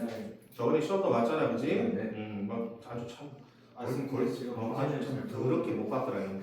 그래서 봐봐. 신경계와 내분비계는 어느 정도 앞에 한 게 있으니까 이거는 나중에 좀 할 거고 일단 그 오늘 세윤이가 준 거 있죠, 그죠? 생명 시스템에 대한 거 있잖아, 그지? 근데 생명 시스템에 대한 것도 어느 정도 일부는 했어. 근데 이제 거기서 빠져있는 부분들을 좀 위주로 해서 학교 프린트를 그대로 사용해서 내가 수업을 할 거야. 뭔 얘기인지 알겠어요? 어차피 내신 대비는 학교 프린트만 한 게 없다, 알겠어? 아무 다른 문제를 갖고 와도 사용이 없어. 그래서 다음 주에 내가 다 편집을 할 거야. 이거. 내가 다 찍어놨 스캔을 다 했기 때문에 그걸로 내가 편집을 해서 여기다 문제를 좀 만들어서 추가할 거니까 다음 주에는 거기 있는 생명과학 일단은 알겠죠? 생명 시스템에 대한 얘기 그거를 위주로 해서 우리가 내신 대비를 시작할 겁니다. 네. 알겠죠? 학교 프린트 안 가져도 돼요. 안 가져와도 돼. 내가 다 있잖아. 그리고 너는 프린트 나올 때마다 새로운 거 계속 올려줘. 스캔해서 드릴게요. 너 이번에 그 신경계에서 2페이지 나한테 줬잖아. 근데 그거 보니까 우리가 거의 다 한 거잖아, 그지? 근데 뉴런의 구조, 뉴런의 종류, 분극, 탈분극, 재분극 다 한 거잖아, 우리가. 이게 그 원래 그러니까 그 뇌 쪽이랑 일반 말초 신경이랑 좀 달라가지고 저희가 랑리 결절이랑 그런 거 했던 거 있잖아요.